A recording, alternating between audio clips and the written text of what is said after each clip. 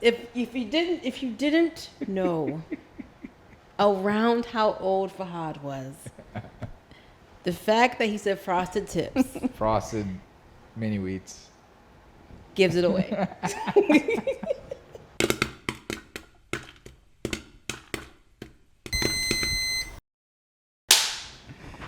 Thank you, everybody, and welcome to our show. This is The Real Movie Lovers. My name is Fahad. This is Lisa, and our guest, Chelsey. How you doing today, Chelsey? I'm doing good. Thank you for having me. I'm really excited to be here. Yes!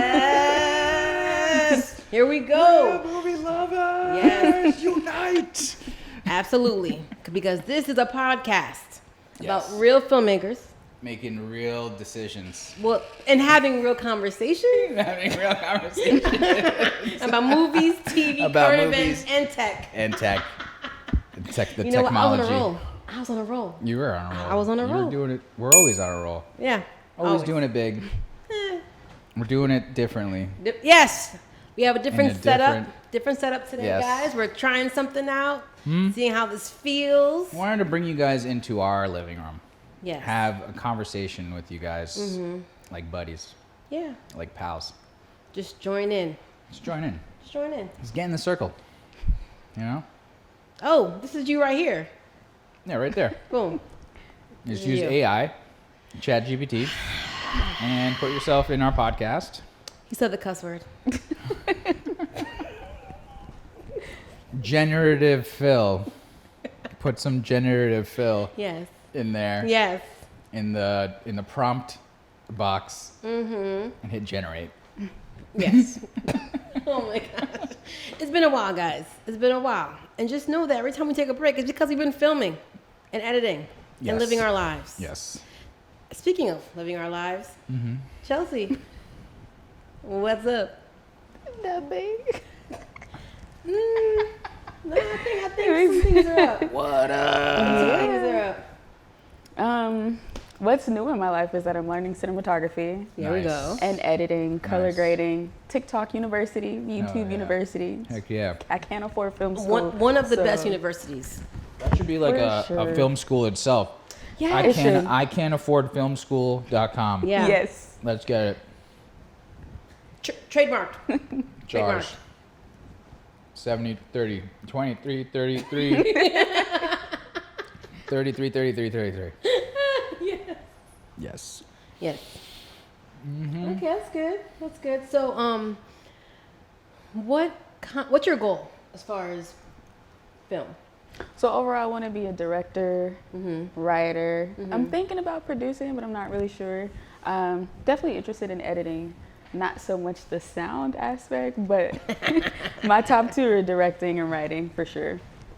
Well, I can definitely relate. I always loved writing. So I was like, oh, let me write screenplays because I love movies. And then I started hearing about how badly writers are treated. More on that later. And then I was like, you know what, let me direct. That way I have more control over what is put out there. You know, I have more of a say. And then I've heard, oh, well, directors kind of still need producers to get things done. I'm like, okay, well, let me also become a producer to get things done. And then, you know, a producer still needs a production company. So then we started NXG Global Productions. So next is to get a studio. Yes. That's the next stop. Yes. Yeah, Working I've been on looking it. at like warehouse spaces in like Lake Worth and Boca Raton, Nice. Pompano and stuff like Yeah. that. You know, 1,000 square foot, 1,500 square foot places you can drive in, things like that. And they're around $2,500 to like $3,500 a month. So we'd have to make sure our business plan, Oh, yeah. you know, made sure we were bringing in something to cover that Yes. and expenses, you know, Yes. electricity, internet, things like that, water. We'd have to pay, maybe depending on the place and stuff like that. Yeah. And then most of those places, the terms are like sometimes 2 years. You know, so we would have to lock in a place for like 2 They want to know years. that you're going to be around. Yeah, they like, want we us- got you. You ain't going nowhere. Yeah, Yeah. yeah. We want to get a place like that, and then at that point, really, we just like welcome, you know, creators to come in and rent the space, use the space, and that would be my dream one day, is to have my own studio, and just whoever wants to create there, we could work it out and figure it out. And then the great thing about it is also being able to arrange the space. Yeah. So if we needed something to look like, a bedroom or like an office or like a little section of the library or something, we have that space. You just bring in the right props, move things around. So, and even do commercials for other people, things like that. That sounds really nice. Yeah. So these Please are our keep goals. me in the What we're loop. working on. Definitely. Definitely. So Chelsey worked with us. She was an intern on one of our productions that we worked this year. So that was fun. Fun fact. Oh, here we go. Here we go. I mean, it's kind of embarrassing, but not really. Like, after my last day on set, when I drove home, I was crying. Aww. But, like, it was like tears of happiness, because, Yeah. like, you guys are the first people to say yes to me and give me that shot. So I was I feel like I made it. You did. Oh my god. Yeah. So thank you for that opportunity. That really meant a lot to me. Aww. Yeah. Like, when I got home, I was like, Mom, husband. And I was just crying, and they were looking at me like, oh. They was like, yeah, you did it. I was like, I know. Oh Yeah. man, thank you for that. Yeah. Because when she said I went home crying, I didn't know where that was going. I was like, No. I didn't yell at her. No, so. happy tears. Happy tears. That's the kind of tears we want on Yes. set. Yes. Yes, and this is what we like doing. We like working with new people, giving new people opportunity to be on set, to learn the business, to learn things. So we're always open. Yeah.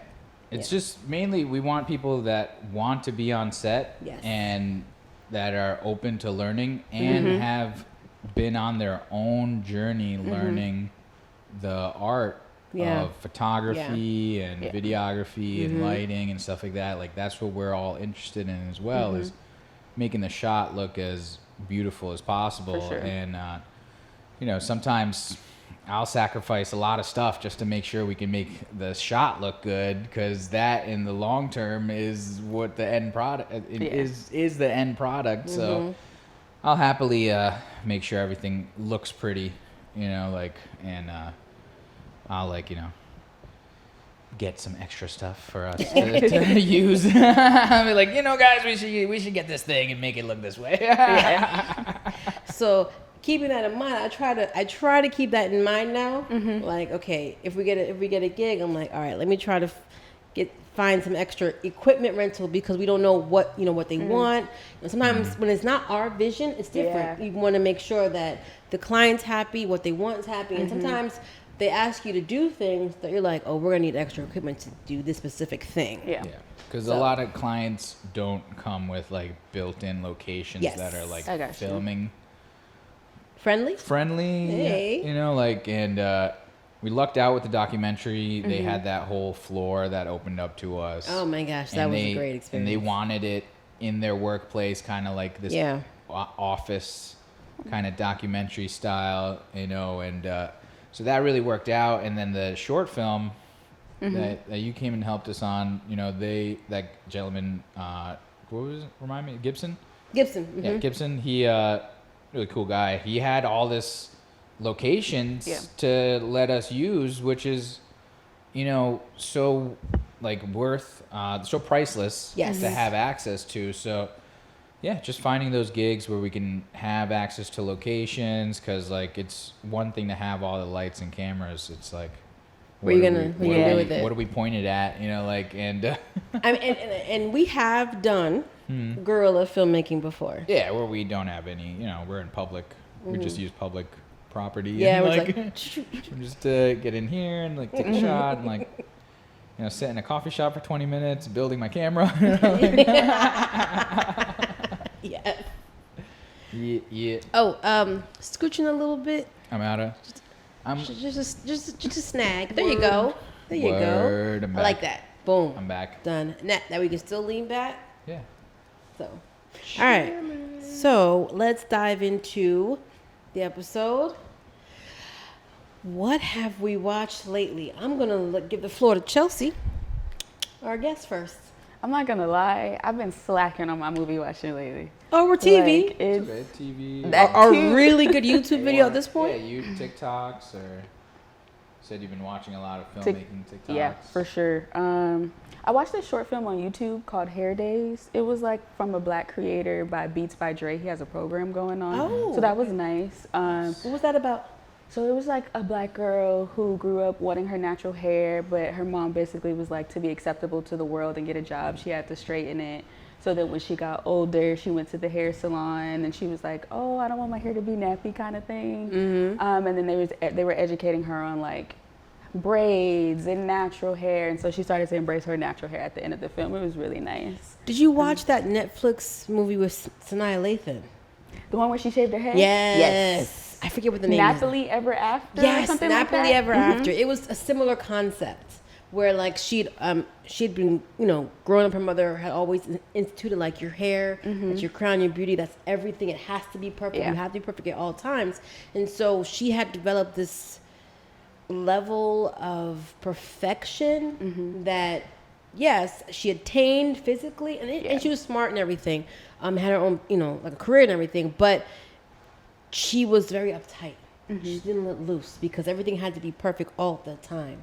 And that movie was about her like letting loose, her learning, her, you know, embracing herself. Not that there's anything wrong with wanting to perm your hair or dye your hair or anything like that. Natural, relaxed, it's all like, to me, it's all beautiful.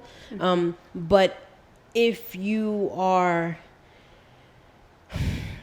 want to explore natural and you're afraid that it's not going to be perceived well, I feel like that's something, you know, more or less more of a journey for yourself to kind of figure out what works for you. So, Yeah, I think it's the freedom of choosing. yes, that's what it is. Boom. Nailed That's it. why I locked my hair. I feel so free now. Okay, so you know what? Listen, I went natural in 2006, and I thought it was going to be so hard because how hard relaxed hair was. And this is when I was doing curls, just curly. And thankfully, you know, I'm kind of lazy about hair. You and me both. So I'm just going to say this so it doesn't come out all wrong. But thankfully, like the type of hair that I had didn't require as much maintenance to just be natural. So I was just like, I should have been did this. And then a couple years ago, I started locking up. And yeah, very happy. Same. What about you, Fahad? When are you going to lock up? There's this one time in math class, I fell asleep and these girls gave me cornrows, and I didn't know. I need a picture. I was just thinking. I was like, I want to see a way picture. before. Oh. This is before. This Yeah. is before time. The before time. This is the long ago. The before time. Back in '97, yo. The before time. The before time. Okay. The before time and the long ago. I had the long hair. Like down to here. I need pictures. I have like maybe one picture That's enough. of that That's enough. somewhere. Oh, you will find it. Yeah, I mean, I will patiently find it. wait. It's You'll right- find it, and It's right here. Yeah, Okay. yeah, Okay. yeah. I will take a picture of it and give it to Lisa. Give that picture that I've taken of a picture to Lisa, and we'll put it on the screen right around here. Absolutely. If that works. I'll hold my hand here for a couple more seconds to make it work. All right, perfect. That works. Done. Perfect. Perfect. But yeah, no, I woke up unbeknownst to me that I had cornrows, and I had to go to the next class, and they told me that you should go check out your hair in the bathroom. Wait. I have so many questions. I have so many questions. Like, how hard were you sleeping that you Like- didn't feel the... Thank you. Sleep. I was sleep. I was like, That was one of those days. if it was before like 10, 11 o'clock, I just slept in the class in high school. It wasn't, either I didn't show up or I slept in school.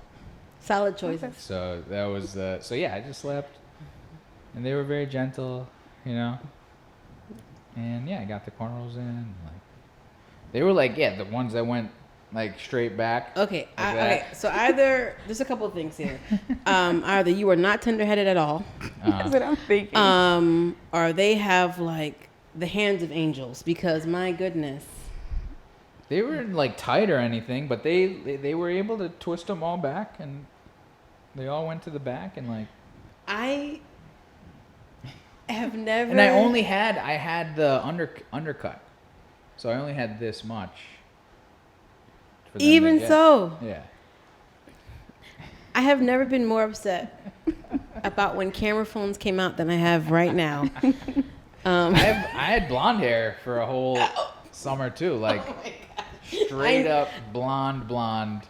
I need these pictures. I need had access to this one information. driver's license with the tips. You have frosted tips. Because it grew out. The barber was like, "Why don't we keep the tips?" And I was like, "I don't know, man." Now you know. Not if you didn't know around how old Fahad was. The fact that he said frosted tips Frosted mini wheats. gives it away. Oh man, I gotta get this. I have got to get. I'd have to really find that picture. Like, I don't think there's any pictures of me with the total blonde hair. Like, it was like blonde, like that kid from Fight Club that gets beat up. Blonde. Like blonde. Not James. Jared Leto. That blonde. Jared Leto? Yeah, Jared Leto was in Fight Club. Oh, okay. He Okay, was- so I'm gonna be for real. I have never seen Fight Club. Oh, Me that's either. Alright, Never that's seen it. No. I want to see it. Even though it's already Yeah. been ruined for me, I Yeah. still want to see it. Yeah, you should see it. Yeah. You got to see it like 2 times. Ooh. There's like a lot of like, because then you watch it again, you're like, oh, that's why that happened, and like, Okay. even all right. though they reveal it again, but like right. when you no, watch but it again, I love that. you're like, I love that. the storytelling. How did they do this and make me feel this way? And then all of my emotions have been ripped out of me. It's really good. Yeah, Jared Leto's in that, and he's like super blonde, and one of the guys like beats him up real bad, and they're like, "Why'd you do that to him?" And he's like, "Oh, I wanted to destroy something beautiful." And I mean, that's the scene or whatever. But my hair was that blonde. Wait, so like Eminem blonde? Yeah. Yes. Because it went orange first. Like it was like a dark brown orange, and all my friends were like, "This isn't blonde enough." And they're like, "We got to go back to CVS." Something to do with color theory and Yeah. and what was already on your It was too dark, wasn't it? And then they went Things back. I'm and they got learning. and it looked like.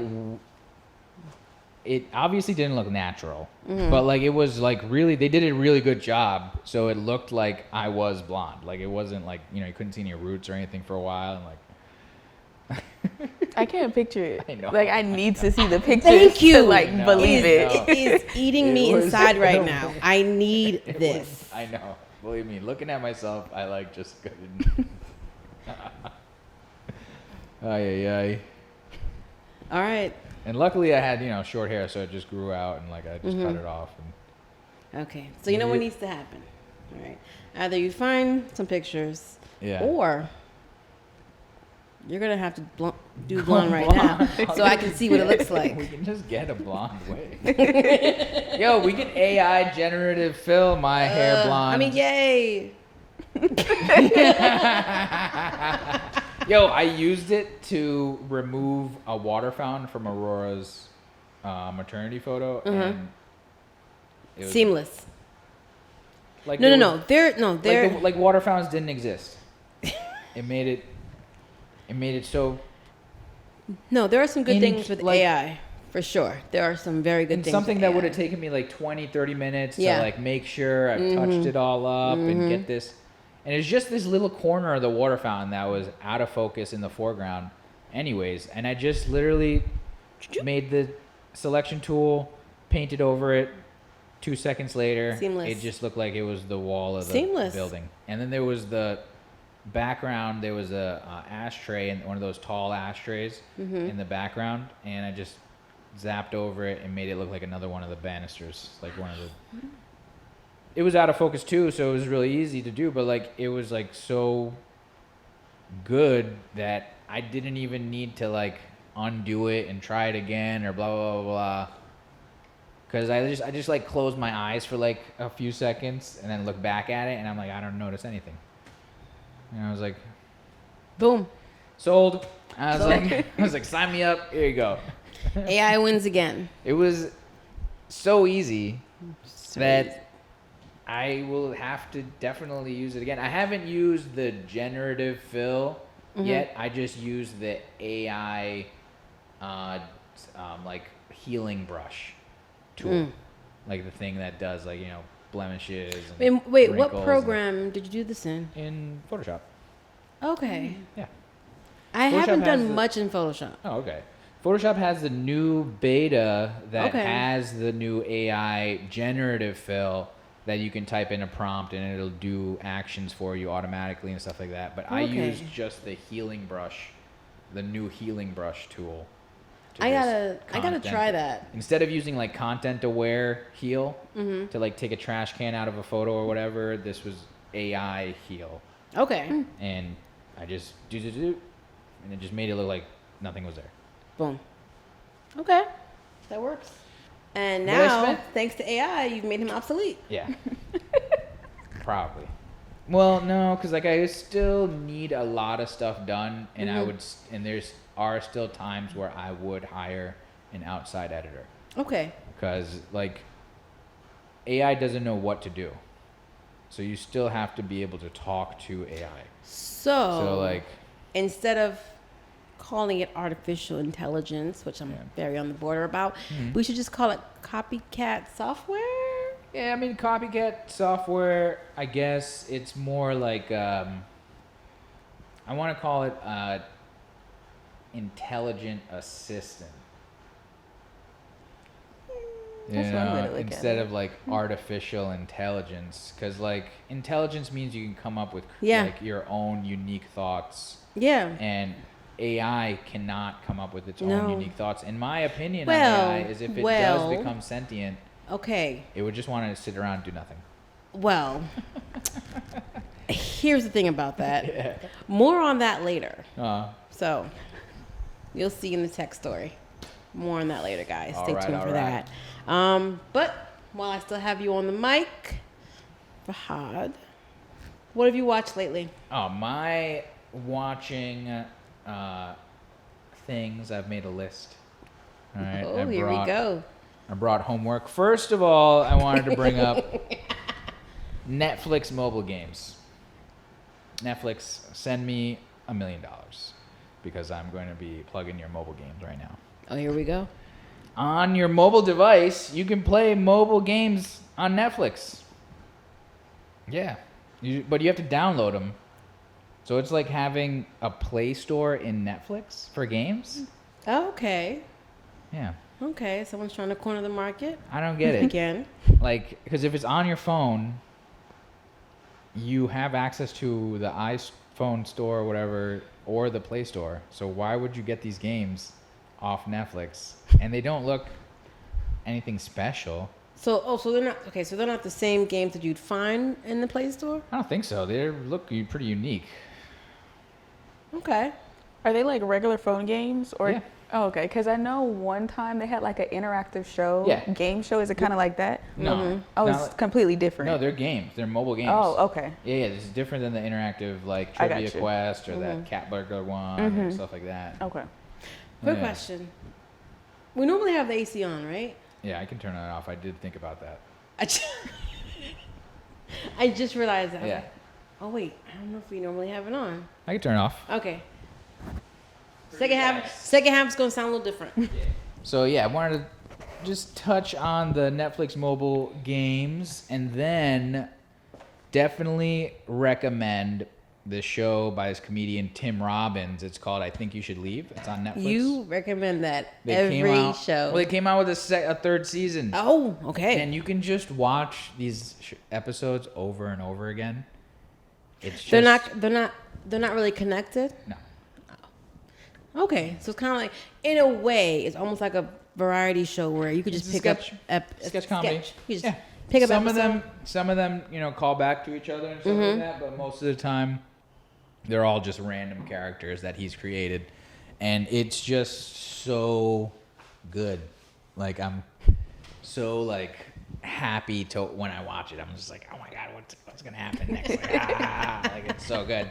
So definitely want to recommend. Yeah, I think you should leave by Tim Robbins on Netflix. It's his own sketch comedy show. He has the Detroiters. He has like random stuff. Maybe I don't know if he was ever on SNL or something like that, but like I don't know. I've only heard about him from the Detroiters, and then he had. I've only ever watched like clips of SNL like on like internet. I don't really watch the show, but like if it's a really funny if clip. anyone's seen that meme that where he's like, "You sure about that? Are you sure about that? I've seen Are that you sure meme. about that? I've seen that meme like so many times. Is that about why? Is that why?" That's the guy. That's the guy. It's a show called I Think You Should Leave. His name is Tim Robbins. It's absolutely hilarious and 100% recommend. Yes. For sure.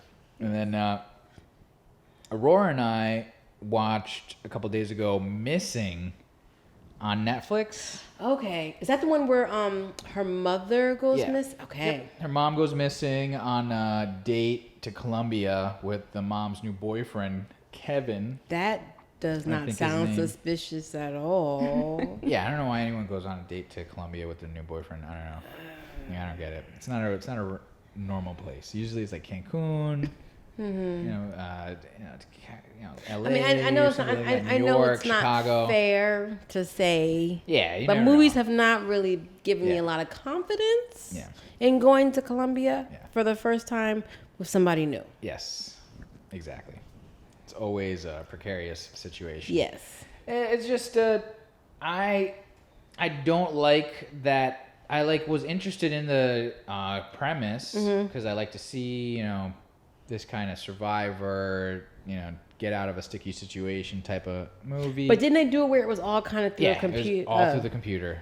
Like that Unfriended movie or like this episode of Modern Family they did a couple years ago. Okay, so that episode was actually cool. That episode was good. Yeah. Yeah, it was good. It's just they did it exactly like this in this movie, and it's just...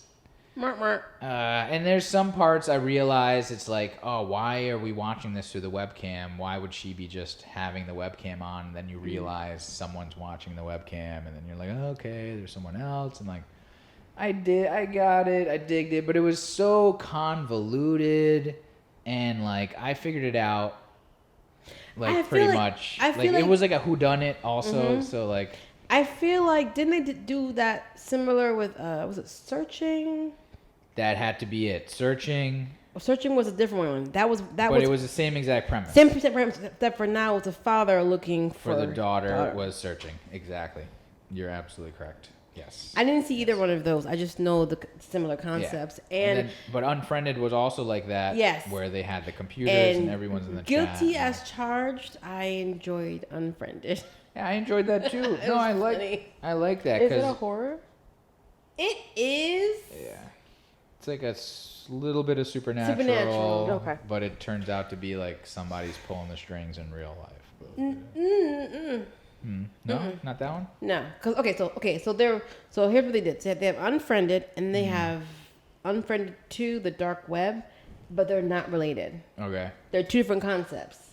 So Unfriended had a supernatural feel to it, and the sequel had more grounded. Okay. So to give you a quick synopsis, Unfriended, the first one, a friend in their group had like, kind of oft-ended things.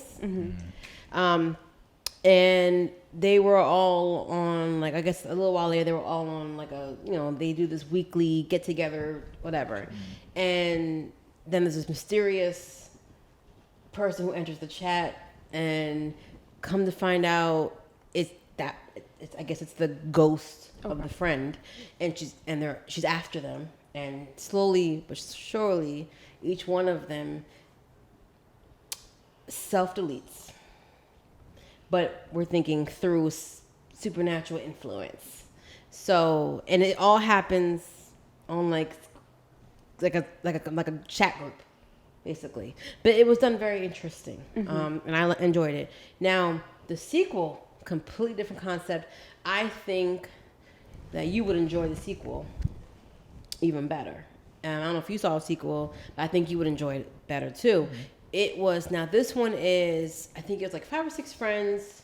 Like that was similar, but these are adults now. They're not high school kids. These are adults who they get together every Friday for like game night. And it turns out one of them had found a like a laptop in like, you know, like a lost and found at like a coffee shop. So he borrowed it. He's like, oh, well, no one's claiming it. He borrowed it to do some stuff. And what ended up happening is that was actually a trap. Some hacker group put it there for anyone to find. And so he found it. And so through them watching how he moves, they were able to hack everyone and kind of it did some crazy things. That reminds me of a movie on Netflix that I watched about like a few months ago. I can't remember the name of it, but it was like a similar concept.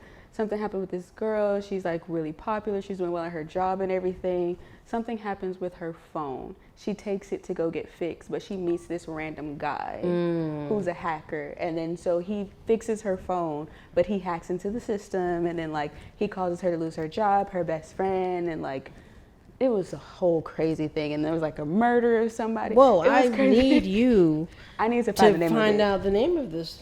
It was a good movie. I'm very intrigued. But I don't want to spoil the sequel, but definitely no supernatural element at all.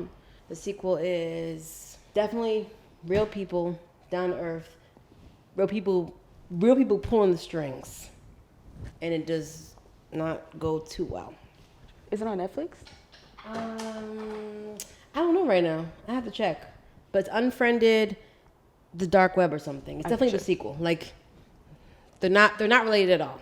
No callbacks. You can watch these independently. They don't, no relation. So. Word. Uncle Ruckus. Uncle Ruckus. I did watch this documentary about Madoff, Bernie Madoff, the Monster of Wall Street. Is that the one with Robert De Niro? No. Oh. No, he's not. I don't think he's in it. No, it's not like based on a true story thing. It was like a documentary style. Okay. Yeah. Okay. Yeah. Got it. Because, like, I don't know, Ponzi schemes are interesting. I wanted to see how he really gained all that trust. And, like, it was a fun watch if you're interested in that financial crime type stuff. And I definitely recommend watching Yellow Jackets on Showtime. It's about this group of teenagers. They're on a soccer team. They win like the playoffs, and they're going to do like a championship game. And they get trapped in the woods. Their plane goes down. They have to like survive. And there's like how many seasons of this? This is the 3rd season. How? Yeah, this is the final season. Oh. No, I feel bad. Why? It's a lot of seasons to be stuck in the woods. Right. And it's fine. Oh, I'll be quiet. No, because they intercut it with them, showing how their living in the woods impacted how they are as people today. And stuff like that. Here comes the road.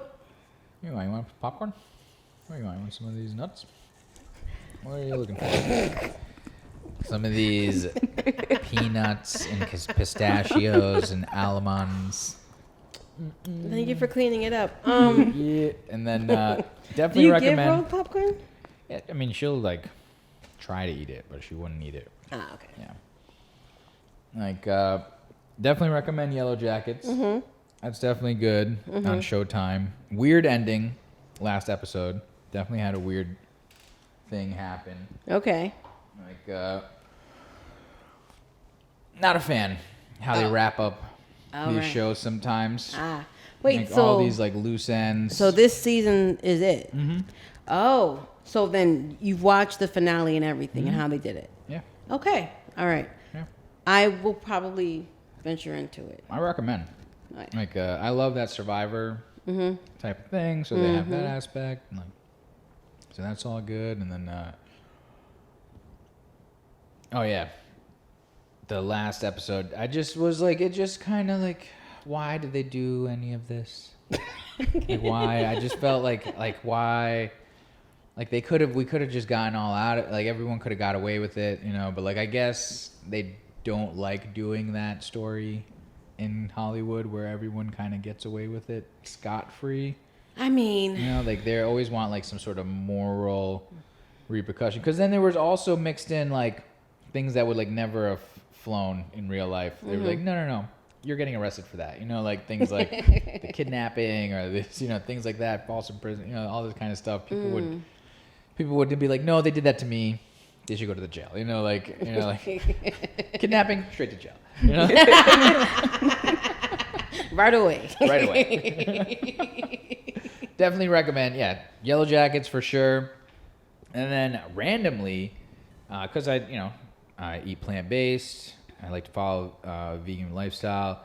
I was watching I got recommended this show on YouTube called Top Vegan. It's a cooking show on YouTube. And they have 6 episodes, 10 contestants where they, elimination rounds and. Is the channel called Top Vegan? Yeah. Oh, okay. I was like, and they did it just like a cooking show on the Food Network, and it's so well done. And like this restaurant owner paid for everything to do it. 6 episodes, and yeah, did a really big. I recommend watching it. 6 episodes, called Top Vegan. They have different kind of styles on each episode. Like one episode's about desserts, one episode's about American style cooking, one episode's about the chef's favorite dish, things like that. And they really did a really great job, and would highly recommend. And then Aurora and I, like a couple of months ago, we went and saw The Pope's Exorcist. You came see that? Did you come see that with us? I didn't. Yeah. So I think Aurora's sister came to see that with us, and Aurora's sister's friend, and it had Russell Crowe in it. Like, I don't know if you don't mind a ruiner or a spoiler. Spoil away. All right. So I don't really believe in that supernatural religion stuff anyways. Okay. But this seemed cool and everyone wanted to see it. So I want to hang out with my friends and my girl, so like, of course, let's go watch it, and in the first 5 minutes, you definitely are given like a lot of shock value where you're like, oh, okay, this is very unique. I've never seen anything like this before. But then it turned into another exorcism movie that I've seen how many times, and they're in the bed, they're convulsing and they're climbing on the walls, and it's like, how many times do you want to make this movie? But Fahad, it's called The Pope's Exorcist. Yeah. No. I get that part. No, I get that part. You thought they were going to be a little different about it. I thought there was something else going to happen here, like the Pope. Because it's the Pope's Exorcist. I mean, this is top dog. Because I thought like the Pope would become a demon and he'd have a plan, and I thought, and Russell Crowe's there, and Russell Crowe's the Pope's Exorcist, as in the Pope sends him out to do exorcisms, unsanctioned exorcisms. So he's not allowed to do ones by himself on the low, the guerrilla exorcisms. So to get around this, what he does is he brings like a farm animal into the room, and he tricks the demon into possessing the farm animal. And as soon as the farm animal is possessed, he has this guy there with a shotgun to shoot it. Yep. So yeah, within the first 5 minutes, I'm like, okay, this is like the most unique. That I have not heard that. I mean, I haven't seen that. Excuse me, I haven't. That was the most crafty loophole I've ever seen. Very crafty. Impressed by their unique craftiness. But then after that, it became like another exorcism movie where they're trying to get the demon out, and the kid is possessed, and then it possesses the girl, and then the parents are scared, and they call this guy, and he's the only guy. And there's no one else. There's always only one guy. He's the guy, He's the guy. And then the Pope has to be like, all right, bro, you can go in there. And but it's all like a ploy to get to the Pope, I guess. And then, but he's like, no, I'm Russell Crowe. Muscle show. And Beautiful Mind. Russell Crowe. Beautiful Mind, yes. So, okay. So when you say that you're not into that. You're talking about, and I'm into, but you don't like believe it. Do you mean everything? Do you mean just the exorcism? I mean, if you don't mind me asking. Yeah, I don't believe in. And possession, I mean, whatever. I don't believe in religion, first of all. Got it. So the whole magic hoopla that goes into religious type of movies, I'm just like, it's like a layer of fake, and then they're like, but I believe it, and then they're like, and I'm making a fake movie about it. So it's like, so it's just like, why are we making these movies? And I'm like, I get why they're made, because they make the monies. They make the money. They make it the monies. The painted paper, the green painted paper. But yeah, I just don't necessarily like have like a need to watch that kind of film, I guess. You know, like, gotcha. You know. Well, yeah, for me, a lot of these. Okay, so I don't. Catholicism is different. I'm Christian. I'm in Christianity, so the whole Pope thing, not really. But I do think it's cool watching some of those movies. I will say, as I've gotten older, I feel like a mixture of me getting older and the best way for me to describe this is them putting more things in horror. I can't rock with a lot of stuff as like I used to. Like my spirit just it's harder now for me. And horror was like my favorite thing to watch when I was little. Yeah, I was an 8-year-old watching horror movies. So, so for me, it's like not that I don't ever watch horror. I still watch horror. You know, I still watch horror. But it's just like I have to be careful now because things stay with me. That's the best way I can say it. Like you know, things stay with me. I have to be careful what I watch now. So I agree. I'm in the same boat. So annoying. But like even when I was younger, I always avoided those exorcist movies and stuff. I'm just a scaredy cat in general. So like horror is probably my least favorite genre. No, and you know like, what? I get it. I'm too scared. Like when I was younger, if I watched anything that scared me, I'm putting on Disney Channel and I'm falling asleep to that. Because in my mind, Disney Channel is protecting. I don't want you guys to confuse. I'm not like, you know, some fearless person. No, for sure. I watch a scary movie. I have to watch it early enough because guess what's going on next? Guess what's going on next? And I want to watch Lion King with mommy. What are we doing? Okay, and there's some really good ones that like. It's not even like. It depends on the movie. Like gore doesn't really bother me. Gore is not really. To be honest with you, like something throwing up bothers me way more than watching a guy's head be cut off. Like I can't even watch someone throwing up, but I can watch a guy get his head ripped off and be like, I'm here, let's go. So but like so like It Follows, oh my gosh, yo. Oh my gosh. I had like, other than the one gory scene, like that movie, man.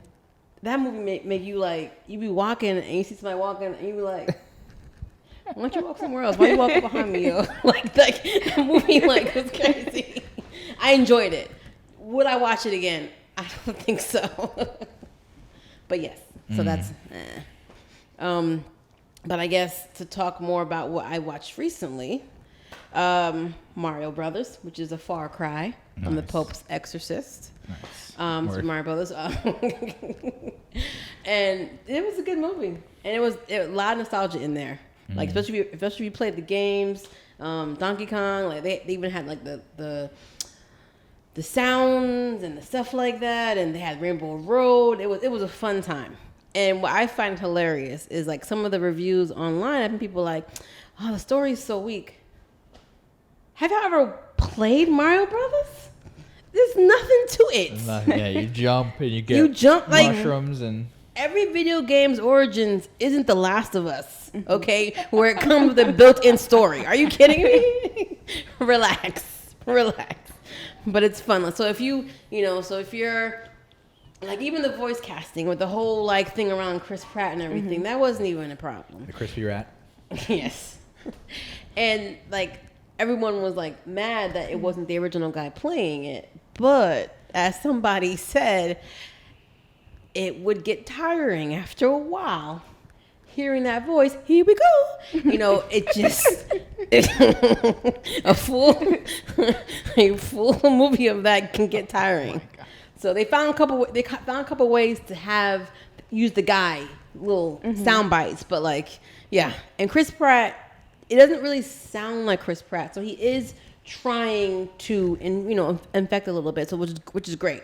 He did more alterations to his voice than anybody else really. Peach, and Anna Taylor or something, the girl from so many things. Dang it, Anna, I'm so mad now. She's the one from Split and recently The Menu. No? Okay. She plays Peach. And the guy from the Sunshine, It's Always Sunny in Philadelphia, he played Luigi. Jack Black played Bowser. Mm-hmm. He was the best out of everybody. He did a really good job. Really good job. And that Peach song, Peaches, Peaches, Peaches, Peaches. It really is very And Anya Taylor-Joy. Anya, thank you.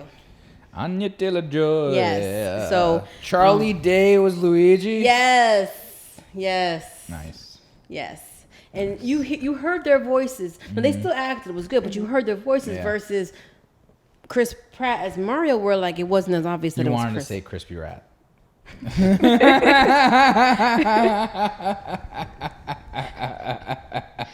You said it, crisp. I'm not doing it. I'm not doing this with you. Fahad, you will not win.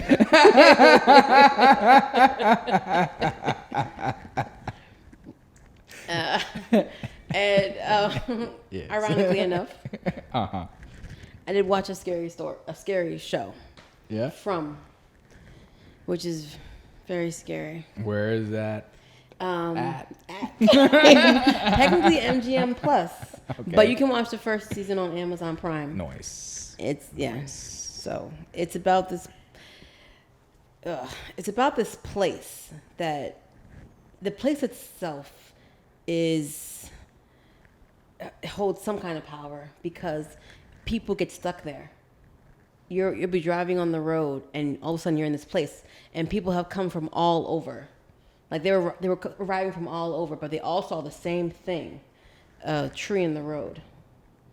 And then they have to turn around. And once you see the tree in the road, it's a wrap. The place has already got you. And you get there and it's just this little town and you can keep driving on the road if you want to, but it ends up just being a loop. You don't go anywhere. It's surrounded by woods. And then at night, these human-looking creatures come. And you don't want to be caught outside. Because they eat you. And that's on Amazon Prime? Amazon Prime. It's a series? It's a series. They have... So my sister and I, she put me onto it. We watched season 1. Uh-huh. And then now season 2 is happening right now. Mm-hmm. As a matter of fact, a new episode drops today. Yes. So it's Dupree. I got Dupree into it. Yeah. He binge watched a couple days. He already passed me and my sister. Yeah. Yeah. It's really good. It's really good. And it's the psychological things in there. And it just like... unravels the mystery of a nightmarish town that traps all those who enter. As the unwilling residents fight to keep a sense of normalcy and search for a way out, they must also survive the threats of the surround... Okay. I appreciated you reading it as the movie guy. I'm sold. I missed the movie guy. Oh, you're going to love it. Survive the threats of the surrounding forest. Fahad, you're going to love it. Sunday. Yo, as soon as you watch it. No, I like it. I'm waiting for I'm getting text messages every. You're going to love it. They got the survival aspect. I'm in it. Oh, yeah. They got to survive. There's Armageddon happening. Yeah. Oh, they got to survive. Yeah. And there's so many like secrets and things and it's so good. Yes. So good. And then, of course, I watched XO Kitty, which is a spin-off from To All the Boys I've Ever I Loved, which is like it's a book that was book series that was made into movies. Nice. By Netflix. So they have 3 movies actually. Nice. Cutesy, like young adult romance type of stuff. Sorry. I didn't mean to get mad. No, she's okay. Get her mad. But then they did a spin-off show with one of the characters. So, and I believe Chelsey and I watched the same thing. Mm-hmm. Oh yeah. Guardians of the Galaxy Volume 3. Nice. 40X. What? You never watched movies in 40X before? What do you mean? Have you? The best experience. I only watch movies in 40X now. It's like a big ride, honestly. Where? Like Dania Beach at IMAX or Regal Cinemas, one of them. It is the roughest ride ever, but it was so good. Like any action-packed movie, I recommend Fast and Furious, although, yeah, I'm going to just keep my comments to myself. They need to stop making that. But anyways. Are you saying that you're not going to reply or comment on a movie during a movie podcast show? Fast and Furious You talk about Fast and Furious. needs to stop making the movies. It's about crazy. family though. The family. Yeah, but it's like, how many Family. more are they going to make? But I'm not going to lie, I would spend my money to see it in 40X because it's a lot of action. I bet. So that, Guardians of the Galaxy, I saw from TikTok, Little Mermaid is a rough ride too. I did not need TikTok to tell me that Little Mermaid was going to be a rough ride. Word. Yes. All of their live action remakes have been rough rides. Interesting. Water 40X spits at you. is a state-of-the-art film technology developed by CJ 4D Plex, which delivers an immersive multisensory cinematic experience. 40X incorporates on-screen visuals with synchronized motion seats, environmental effects such as water, wind, fog, scent, snow, and more to enhance the action on screen. It is the world's first and leading 4D movie technology brand for feature films, including Hollywood blockbusters, local films, and alternative content such as concerts and commercials. The best experience. So you go. We're doing this. We got to go to there. Oh, we're doing this. God, we gotta pick a movie and we gotta do this. Of course. So they block them off like seats of 4 and they're connected. So you have 4, 4, 4. Perfect. But like the best experience. I mean, people try to eat and drink. I feel like that's doing too much because like when you look at the right in front of you, it's kind of like, it's all of that. Like it's rough. It's a rough ride. It's the roughest ride, but it is so good. Yes. I seen Jurassic Park as well in 40X. And it was the best with the water. You can turn the water off if you don't want it. But like the whole experience, it's expensive. I'm not going to lie. That's why I only choose certain movies. That makes sense. It's the best experience. I love 40X. Okay, so we gotta figure out what movie's coming up that checks the boxes, and we gotta make a group thing and go. We gotta do this. They had Mario in 40X. I tried to go, but it was sold out the entire time. Oh, I'm sure it was. So I never got to see it. I'm gonna watch it one day, but it's not gonna be in 40X though. Okay, all right. You put me on. Okay, we doing this. All right. So let's hop into some movie info news. Yay! All right. So, Sleeping Beauty horror retelling in the works. Gory title and story details revealed. So, basically, Charles Perrault's 1697 fairy tale, and also Disney adaptation, TV shows, blah blah. It's being redone, which technically they did redo it when they did Maleficent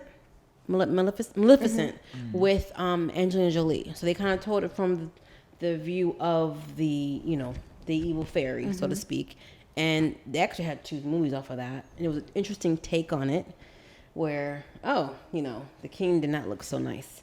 I am very interested in this. And even though I was just talking junk about live action remakes, this is different. I'm open to retellings and moving things around. That's different to me. That I'm open to. So this one, Basically, the princess, her life is in ruins after the mysterious death of her father. She's now unable to marry her beloved Prince Edison. Queen Velma takes the opportunity to seize the kingdom for herself and uses dark powers of the occult to cast Thalia into a deep sleep. So, this is kind of on brand what they've been doing. Mm-hmm. I don't know if you guys have heard of the dark telling of the Grinch. Never heard of it. What's it called? The Silent One or something? It was a horror movie about the Grinch. Apparently, I guess a little girl walks in on the Grinch, like murdering her parents or something, and years later he comes back. I didn't see it. I just heard of it. And then, of course, Winnie the Pooh, Blood and Honey. I heard of that. No. Never heard of it.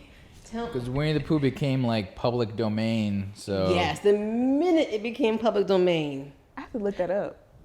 You need to look that up. And you need to watch the trailer, okay? I was like, whoa. So apparently, Christopher Robin, I guess, got older and moved away. Mm-hmm. What happened to Winnie the Pooh and Piglet when he did that? They ran wild, and it did not go well. So, and then there's a movie, Cinderella's Curse, in the works, another horror telling. So I, for obvious reasons, horror being my background, am very intrigued by these retellings. And initially, most of these stories, they were dark tales to begin with. And Disney, put the little cutesy brush over it, which is fine. That's the retelling. It's fine. So now, I'm excited. Noise. I'm excited. So, and of course, they're doing a live action version of Moana. So, yay. Sorry. I don't know how I feel about the Sleeping Beauty one. I think it depends on the trailer for me, only because like when I think about the Sleeping Beauty story, it's kind of like, oh, okay, that's cute, I guess. But then I'm also thinking about the Disney version. But here's the thing. There were still dark elements in the Disney version, if you think about it. I mean, it was cutesy, but like it was a couple dark elements. But like, listen, I think people are getting murked in this one. This is not gonna be no Disney at all. Mm-hmm. Yeah. So, strap in for that. And do you know what Sleeping Beauty's real name is? I was gonna say Aurora, but oh, okay. Aurora. yes. Yes. So, all right. So let's talk a little bit about Little Mermaid, just because we're on this Disney and live action and retelling. So you said you're not hearing good things about it. I haven't watched it yet. Me and my best friend are gonna go watch it sometime this week. Mm-hmm. I know there was a whole issue with people not liking who was cast for the position. That was a whole thing. But so far, I've been seeing good reviews, kinda. Okay. But the reviews have been coming from 4DX. But 4DX, I feel like, is always an experience because it's just one big ride. So yeah. As far as the story, I mean, like, Little Mermaid story is cool. I just want to watch it for the 4DX effects, to be honest. Okay. So, all right. So if you look at the original Little Mermaid Disney story, and you break it down into these very simplistic elements, 16-year-old mermaid sees a 21-year-old dude and is like, you know what? That's what I want, and I'm gonna give up everything I know to go get it. Mm-hmm. When you have a goal, go hard, right? Passion. That's a story written by a guy. Yeah. And if you weren't sure, she loses her voice and can't talk. So a pretty girl who can't talk. And then what's funny is Ursula's song about that reiterates that. It's so funny. It's so funny because she's like, okay, all right, I'll give you legs to be human, but I need your voice. And she goes, a voice? And Ursula's like, you got your pretty face. All right? and don't forget about the importance of body language. Mm-hmm. And then she says, the men up there don't like a lot of chatter. they think that a woman who talks is a bore. I mean, gossips is a bore. Yeah. So I still love that song. I still ride with Ursula because her songs are so funny. It's so good. And I still think it's from 1989. Okay. 1989, guys. Give The Little Mermaid a break. So I'm pretty sure in the modern retelling, they've adjusted some things and made it different. Like her motives and everything, and which went slightly different, I feel like. And they said that they had changed the ending a little bit or something. So I'm interested. I think what threw me off was the look of, I guess, I know there's no other way they could have done it, but the look of Flounder and Sebastian, I'm like, what are y'all doing? Ugh, I mean, Sebastian, okay, but Flounder, you could have given him more. Okay, whatever. I saw this thing the other day. They were saying that her hair, the locks or whatever, cost like, I think it was like $300,000 or something like that. It was a crazy amount, and a lot of people were saying they could have took that money to make a better Flounder and stuff like that. And I was just like, oh, you have a fair point. I know that it's a live action, so they want to kind of bring it that element. But I feel like they didn't have to be so true to live action. Like the other thing is they said, it's not going to be bright and sunny down under the sea. And I'm like, you're right.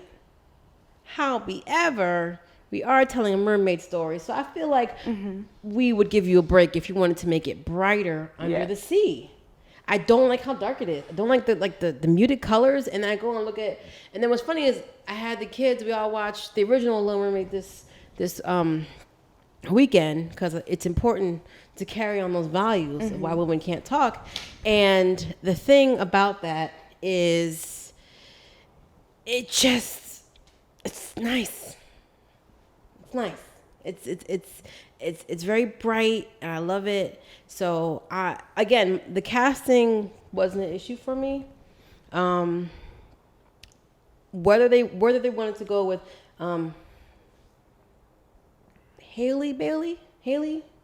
Halle.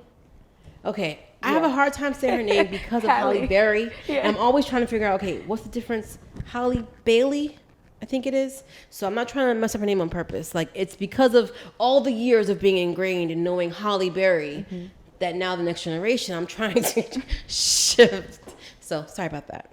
And I was joking before about teaching my kids that women can't talk, obviously, but it's just, I don't know. So I said, okay, before we see the remake, let's see the original. So we'll see. I don't think I'll see the new one. You know what? That doesn't surprise me. I don't think. I might see it like in passing, or there might be like something online. I might see like. Well, I'm not going to the theater to see it. I mean, we have Disney Plus. Word. We have access to Disney Plus. So that's what I'll do. Nice. All right. Now, on to what you wanted to talk about earlier. Netflix. All right. So Netflix, it looks like they might purge some titles in response to new streaming regulations. Now, this right now doesn't affect U.S. This is more about UK. So for those you don't know, basically ministers in the UK, they want to have like a media regulator. They want to start policing streaming giants in a similar way to traditional broadcasting. So like Netflix and Amazon Prime, they could be fined for carrying harmful content now. And it states that the major streamers must consider impartiality in the context of contemporary events, pointing specifically to current public policy and matters of political or industrial controversy. So I believe part of that is the fact that, like, I forget what you call it now, but you know how on traditional stations, if you're trying to put out certain content and it has to be cleared, depending on the channel and all other stuff, because streaming just is a different animal. There's been no reins, short of them not putting like porn on the website. The Surface, you can see kid show, or you can see some kind of crazy, gory drama, romance, kind of within the same confines. So they're trying to limit what they can have. And because Netflix doesn't want to be fined, they're talking about going ahead and already purging stuff in advance. Now, one thing that I thought was interesting about that is it said that the legislative proposals also open up the risk of complaint tourism, which is like people outside of the UK could complain, and that would affect them. So I want to kind of open the floor to how you guys feel, because even Disney Plus isn't happy about this, and it's Disney. So I not sure what the parameters are going to be for what's considered harmful content. That was going to be my question, like what is considered harmful? Well, I just feel it would be easier to do that in the UK because they have different laws pertaining, like what can be shown, like you can't make fun of the government, that kind of stuff, but again, the content carriers are private entities, and if they don't want to get fined, it's probably in their best interest to remove the content they feel is harmful or whatever, and then go through different type of process to approve movies, like the MPAA for movies that come out in theaters and stuff like that. I'm sure there might be like a streaming Association of America or something that like I don't know if there is. I think that's part of the problem. I think movies probably still go through the MPAA even if they come out on Netflix, right? Well, who's rating those movies? No, there is stuff on Netflix that's not rated. It's not rated. Yeah. Tons of stuff. True. So matter of fact, whenever I see something that's not rated, I mean, if it's for me, I'm like, let's see what this is about. But if it's like the kids, I'm like, I kind of got to see why it's not rated. Yeah. Is it not rated just because they didn't go through the MPAA? Or is it not rated because there's stuff in there and they purposely didn't go through the MPAA? So depending on what the title is and what it's about, I'm like, Like old enough. So is that something that you guys would think should happen, and should it be extended to the U.S.? Well, I mean, they're going to do it if they don't want to get fined. And if they're a private company and they don't want to get fined. Well, no, but outside of that, personally, how you feel about them kind of wanting to police what's on there more, how do you feel about that? Yeah, that's their prerogative, I guess, because it's my choice to pay for their service, and if less content is on their platform, then I'm gonna find an alternative. So if they want to remove it from there, and then I have to search for it somewhere else, I basically watch YouTube anyways.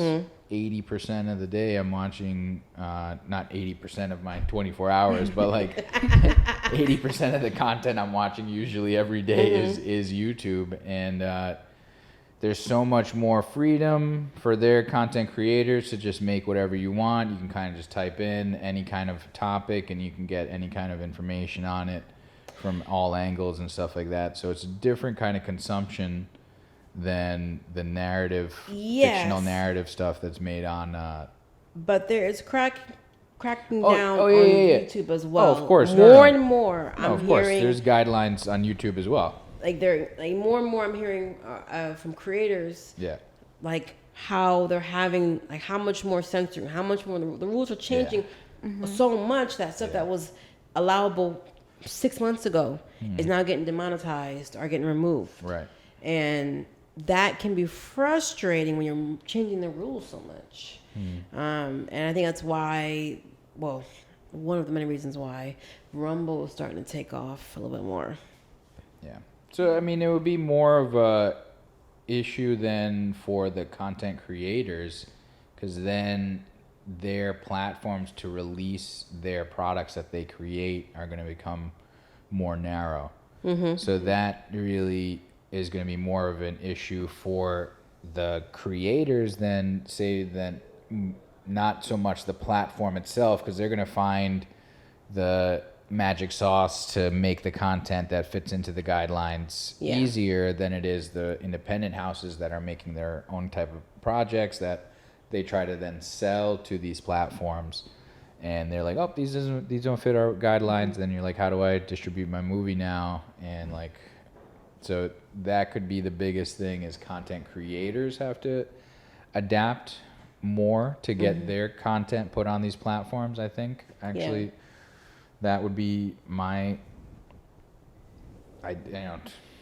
opinion on what will happen to that in that aspect of guidelines happen in UK. It's happening in UK easily because they have more ability to put like guidelines and stuff like that on their content in UK. And thing is, people are gonna just get a VPN and they'll watch it wherever content is less. Yes, I forgot about that. forgot about that. And if we were sponsored by VPN, I put a little something here, but we're not. So. Yeah. What VPN do you guys use? Why don't you guys leave us a comment and we'll reach out to that VPN company to sponsor our next podcast. Yes. Boom. Thank you. Protect yourself. And then treat yourself. And treat yourself to a VPN. Click the link in the bio. Yes. Chelsey. Did you have any more you wanted to... Yeah, like three points. I do think that it affects the creator because now it forces you to have to like operate in this box. Mm-hmm. And I feel like that stifles your creativity because it's like I don't have free reign anymore. And then second, like you said, I'm just going to go find somewhere else to consume it. And I think I read the other day that Netflix is the UK's #1 streaming service. Yep. So I want to know how that's going to affect the viewership and then people canceling memberships if necessary, especially with the password crackdown situation as well. So I'm just like, how is that going to work? And then also I read like Netflix was saying that you can't really do the same thing as far as guidelines with like broadcast television, because they were saying that like when somebody's watching television, they may stumble across something versus when you're streaming, I actively choose to select the documentary or the TV show. So it's just like, I don't know. I feel like right now it probably affects creators more. Yeah. But also it may kind of be a blessing in disguise because it kind of forces you to like, okay, what can I create given this box? But also the downfall is like, I can't just be me and just be like, here's this thing. And yeah. Well, that would also boil down to, doing things that pay the bills and then doing things that make you happy. So for sure. You'd have to find that balance between what you can sell to people in a broader, that fall under a larger umbrella, and then doing the passion projects that you get to experiment on and try new things out on, and who cares who sees it, like, because you did it, you got to make it for yourself. Yes. Yeah. So, point a little bit more to you. Yeah. Yep. All right. Yeah. Brought to you by Fahad. Yeah. Oh. Let's talk about the big news. Okay. The 2023 Writers Guild of America strike. Word. Whew, that is a hefty one. All right. So, is everyone aware of the strike? Mm-hmm. I heard they're striking. They are striking. Mm-hmm. Yes. And do you know why? It's the money. Oh, it's always the money. Yeah. It's always the money. Okay. So basically, the strike started May 2nd, for those that don't know. And it's because there's a labor dispute regarding residuals from streaming media.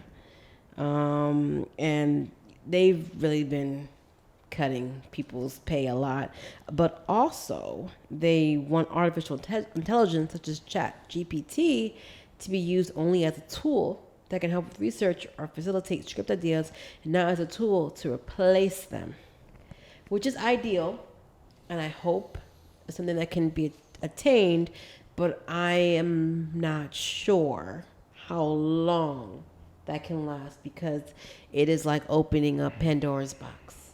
Once it's been opened. I think like this might sound harsh, but like the writers that are afraid of AI replacing them are not adapting fast enough to use the tools to be creative as they want to be, I guess. That might sound harsh, but like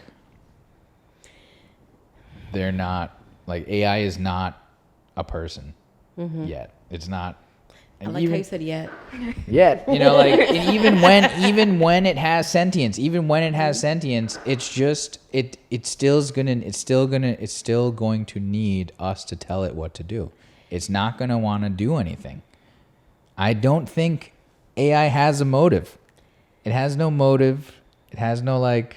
I feel like somebody's gonna try to find one though. Yeah, but that's somebody. That's still that's somebody that will implement something. I just feel like AI's best interest, even if it does gain sentience, is to just relax. Do you think that people thought that you could have a tool, even with direction, that could write for you 40 years ago? Do you think people thought that was possible? No. Okay. There is that, what's that weird saying, like 1 million chimpanzees on 1 million typewriters, and you could get like a novel or something like that. I've never heard that saying. But that's basically all AI is. It's 1 million lucky shots, and it's figured out what we want to see, so it's just affecting to us. So it's just like, it's nothing. I'm not scared of it in a sense that it's going to replace humanity. It might destroy humanity. Okay. But might destroy humanity. So for me, replace is a strong word. I don't mean replace. Like, I hear what you're saying. But what I'm saying is 30 or 40 years from now, you'll know what it's going to look like. No. And I'm not thinking in terms of, replace people, which it is actually in a way. But I'm thinking more in terms of like WALL-E. Just making us so dependent, so lazy, so like reliant that I don't know if that's good in the long run is what I'm saying. Yeah. And I'm talking about overall. I don't mean Chat GPT. Like overall, like in the long haul. But like, think about phone numbers. To this day, I remember all the phone numbers that I needed to know before my cell phone really got good. Now, I don't remember anything after. You know it's in the phone. Exactly. That's it. So my brain's like, oh, boop, boop, don't need it. Social security numbers. I know everyone in my home except for my son. He was born last. Okay. And my brain at that time, by the time he came to my brain is like, we still doing this? So I can write down everyone else's but his by heart. I have to always look his up because my brain won't retain it. So that's just like a small, like minute example of what I mean when I'm like, our dependence is becoming so great. And I'm like, it's You're allowed slack on the last child.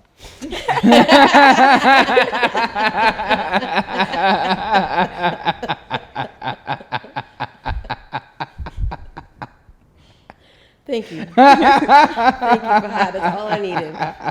Thank you.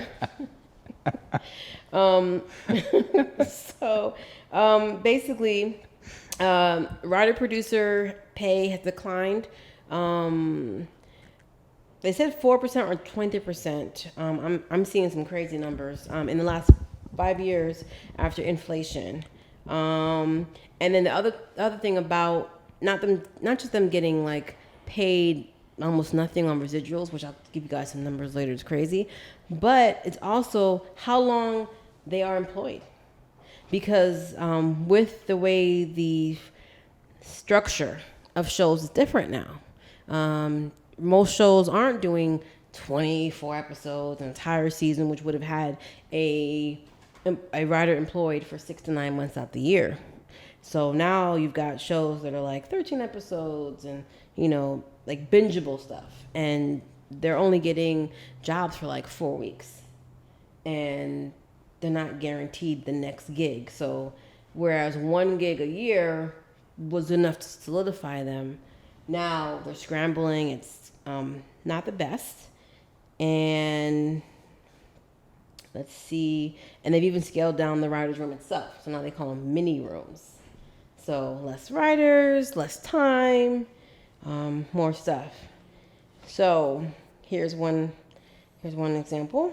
She didn't say how much she was getting paid before, but I have seen where some people were talking about they used to get like checks, residual checks, for like $8,000, $10,000, things like that, on successful shows that are like still running, and this one writer said like for 2 episodes of Jane the Virgin that she wrote, she got 2 checks. One was for 2 pennies, and the other was for 1 penny. And that's quite a drop. Quite a drop.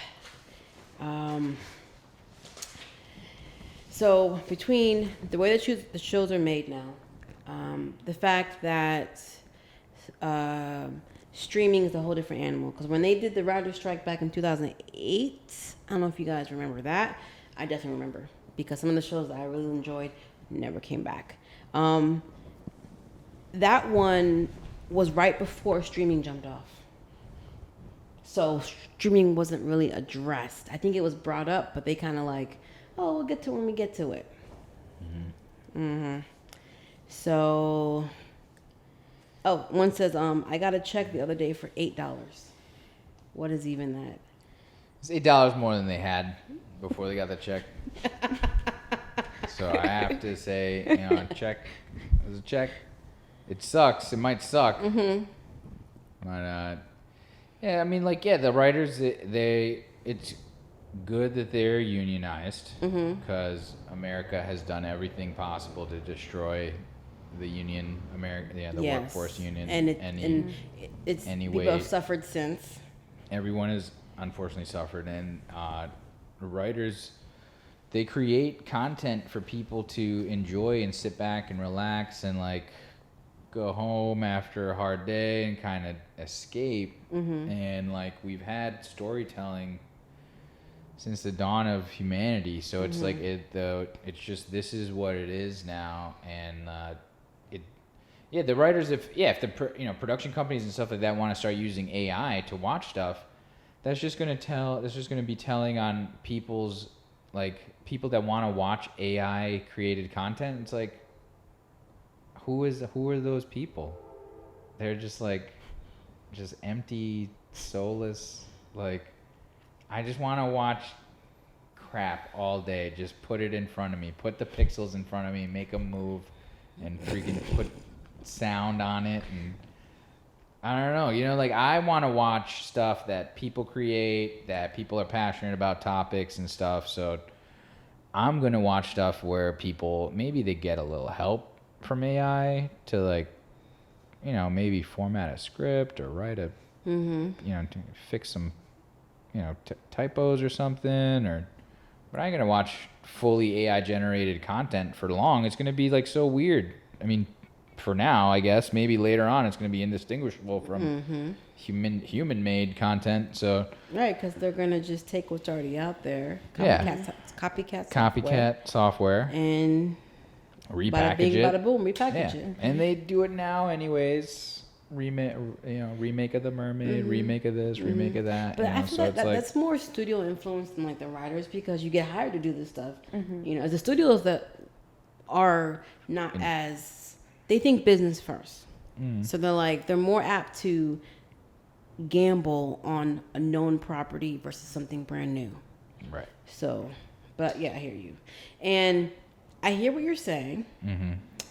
Ideally, I agree with you, and we are in the same. However, I don't know if you realize, but when the writer's strike happened in 2007, I think it was, or 8, that was the rise of reality TV. I mean, reality TV was already out there, but that like opened the door for so much more because you don't really need a writing team for a reality show. And then to go further, the newly acquired Max Discovery. Discovery is made up of reality TV, basically. Yeah. And then, they've got a lot of their... I'm not sure what they're doing now. And so it feels so weird saying Max and HBO, but that's fine, whatever. I'm not getting paid off of that. So, but I feel like they're gonna lean more, especially with the guy who took over. He cultivated freaking all this reality TV. So, my 600-pound life, Little People, Big World, interesting concepts, don't get me wrong, but like, it's only so much reality TV that I can personally take. And, it's cheap to make, it's easy to make. And think about The Bachelor. Those people don't even get paid. Yeah. They don't get paid. Yeah, I see your face. I didn't know that. Yeah. Matter of fact, okay, so had a one of Dorothy's clients went on the previous season of The Bachelor. I don't know how many seasons ago. I don't watch. But he said that what happened is you spend, I think the first couple of weeks or something, you spend in a hotel room. You're not allowed to leave. You have no access to any media or phone or internet or anything. And then you're brought on the show. So, if you've been in a room for 2 to 3 weeks, anybody looks good once you get out there, okay? So not that they pick ugly people, okay? But I'm just saying, like, why are they all so thirsty? Because they thirsty, man. They've been deprived. Can I talk to you? Can I? Who's that guy who's about to get the bungee jumping? He's like, wait a minute. Let me tell you something. Let me tell you something.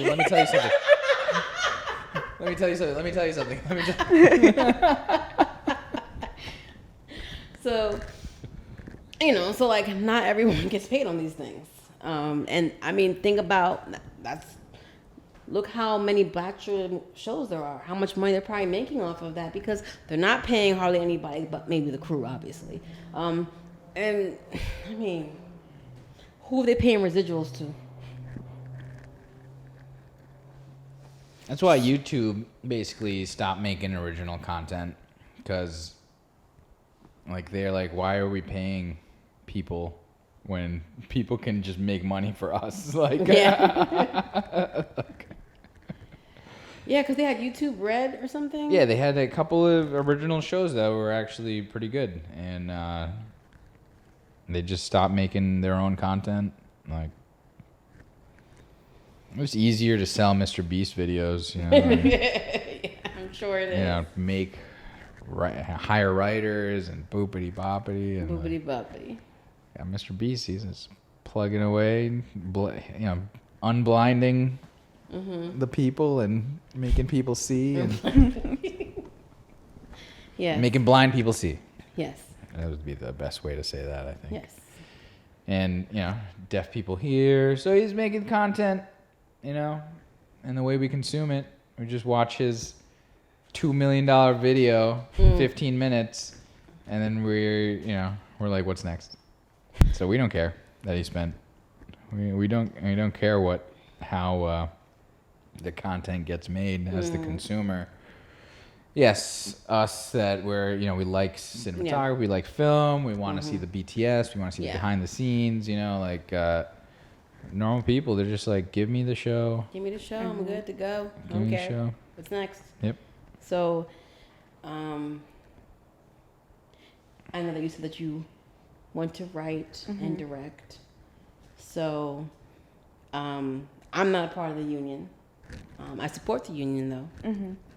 And support the cause, and I agree that writers get the shaft, basically. They get shafted so much. And just hearing some of these stories that have been coming out, I'm like, oh my gosh, because, you know, think about this in terms, you're like thinking, oh, you know, like you said, like they're not getting $10,000 check, but they're still getting $8. It's still something, which is cool. Except when you start to think that these residuals, some of these residuals, are what keep them afloat in between gigs, and with the fact that you got the combination of the streaming services, they're making bank. Yeah. They're making bank. They're making way more money than they were on cable networks, but they're not paying the people they need to be paying. So you have that coupled with the new structure of how things are made now, where writer's room and shows it's like 4 weeks, 6 weeks maybe, and then you're trying to scramble for the next gig, and you know, it's not easy. So I do support that. And then the whole one idea that was floating around regarding the artificial intelligence, the ChatGPT, was them talking about executives wanting to use ChatGPT to create a show and hire one writer, maybe two, to come in and edit the episodes, which that would be cheaper. That sounds like a corporate idea to me. And I don't like it because I know that, like, at the end of the day, I'm a writer as well. So I enjoy writing, I enjoy reading, I enjoy, you know, all the concepts, and I love seeing the different ideas that we as human beings come up with, what's in our minds. And again, yes, they do have recycled concepts that they do already without AI. But the idea of them creating a show and using AI to do it, and then wanting to bring in a writer to kind of, I'm like, and then just one or two writers. The reason why a writer's room works is because you've got different backgrounds, different views, different ideas, different people bringing something. And I think not to, you know, I'm not saying this as a not a dig, because he's very accomplished. I'm very happy what Tyler Perry has done, but he doesn't do writers' rooms. You can tell. Okay, I wasn't going to say that. No, as soon as you were alluding to it, I was like, I know where she's going with this. You can definitely tell. I mean, shout out to him. Yeah, shout out. But he keeps people working, yo. That is true. He revived Taraji P. Henson's career, and he has put a lot of people on in front of the camera, for sure. Behind the camera, not as, like, writing wise, not as much. And, you know, so wanting to be over everything and be a part of everything, it helps and hurts you. And I feel like it's hurt him more than it's helped him, because there's just similar themes, and there's no different viewpoints. And I think that's what helped with season 2 of Zombie Chronicles, is having a writer's room. So the first season was just 2 of us writing, and then season 2, it's like a team of writers now, like 5 or 6 people. So, and just how much more different and how much more elevated it was in the characters, and it makes sense. So the idea that we could be getting shows that have that vibe where it's like you can tell one writer was over this, which is not the same as like Shonda Rhimes, where it's like, yeah, she's the showrunner, she's the head writer. At the end of the day, she okays things, but she still has there's still other writers, still people coming in. So yeah, that's my concern. I agree. I think my biggest concern, especially being a writer, is like, I feel like they're going to test it out, see how it goes. And if it's successful, I think they're just going to cut costs and do it all around. Then you put like thousands of people out of a job now, which sucks. So I hope they still try to balance between both, because I'm not opposed to AI. I definitely think it can help. Yeah. But like having that writer's room, like you said, everybody's bouncing off of each other, and like AI is not, like you said, it's not human. I feel like there's like a special sense of like teamwork and like something that just makes the project top tier is when you have a bunch of humans saying, oh, I have this idea, now this idea, now this idea, now let's connect all the dots to make the best show possible. So yeah. And I hear you, Fahad, on like not wanting that to be the case, not wanting to watch a show and being able to tell. But again, reality TV exists. Yeah. It's very popular. No offense to the audience. I love you guys. But I don't know. A lot of people are gonna... And that was an answer to the writer's strike before. So what you're feeling is that an answer to this writer's strike will be the creation of more AI content. Yes. Word. That's my concern. The first one, not the first one, the 2007 strike lasted 100 days. Yeah. There was one in 1988 over residuals that lasted 153 days. Word. This one, I feel is going to be the longest because they're already like proposing 2024. We're not even halfway through 2023. That's a lot of days. So, again, I support them. And there are a lot of delayed shows right now. A lot of delayed shows. The final season of Stranger Things, delayed. HBO's Hacks. Apple TV's Severance. That is my show. Yeah. I've been waiting for season 2 to drop forever, and I'm just like... You and us. Fahad put me on the Severance. I Me and binge watched Dupree. it. Oh, we love it, yo. It's good. Yes, it's so good. Severance, Apple TV. Yes. Send us residuals. Send us residuals. We know you got them. You're not giving them to the writers. Obviously. All right. And even the movie, the new Blade movie, stopped. And I don't know if it'll get picked up. Wait, Wesley Snipes is out of jail? Huh? Wesley Snipes is out of jail? You're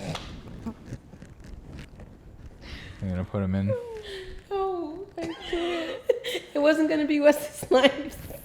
It was Marsha Ali. I hope I'm saying it right. Sorry. The guy from Moonlight, the drug dealer from the beginning. He's done so many other things. Oh, Green Book. I didn't see that one. He's also... Have you seen... I forgot the name. Is it Swan or something like that? Where he goes off to an island because he's sick, and then they like clone him so his wife doesn't know that he actually dies, but the clone... Oh, I don't want to spoil it.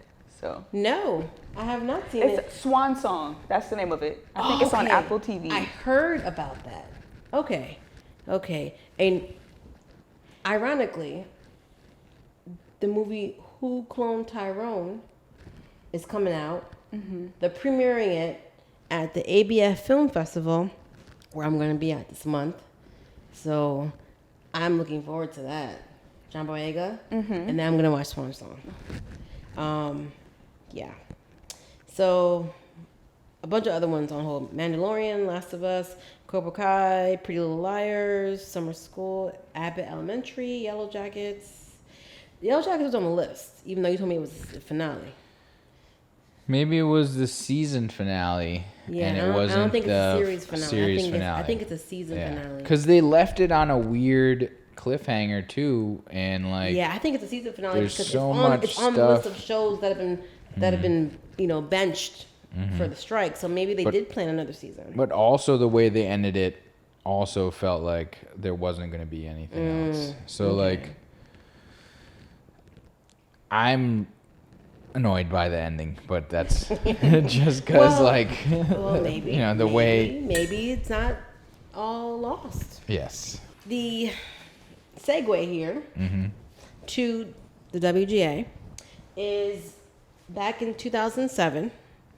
Like I said, when they went on strike, there were a bunch of shows that I was watching, and when they came off strike and came back into the writers' room, some of those shows never returned. And they were some good ones. They weren't bad, but they were so new that they were just dropped. Maybe by that time the actors weren't available anymore, or circumstances, or the funding because of different things. So I thought about this time around, and I proposed our question of the week. Hey, which is, what show would you pick to survive the writer's strike? So we don't know what shows are in danger, but just if you had to pick one that you like, no, this one has to come back, what would it be?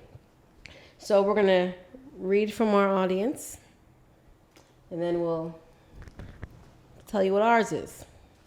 So, Carlos, CFG908, Instagram, he actually gave 2 examples. House of the Dragon and The Last of Us, which I watched The Last of Us with Dupree. I never played the game.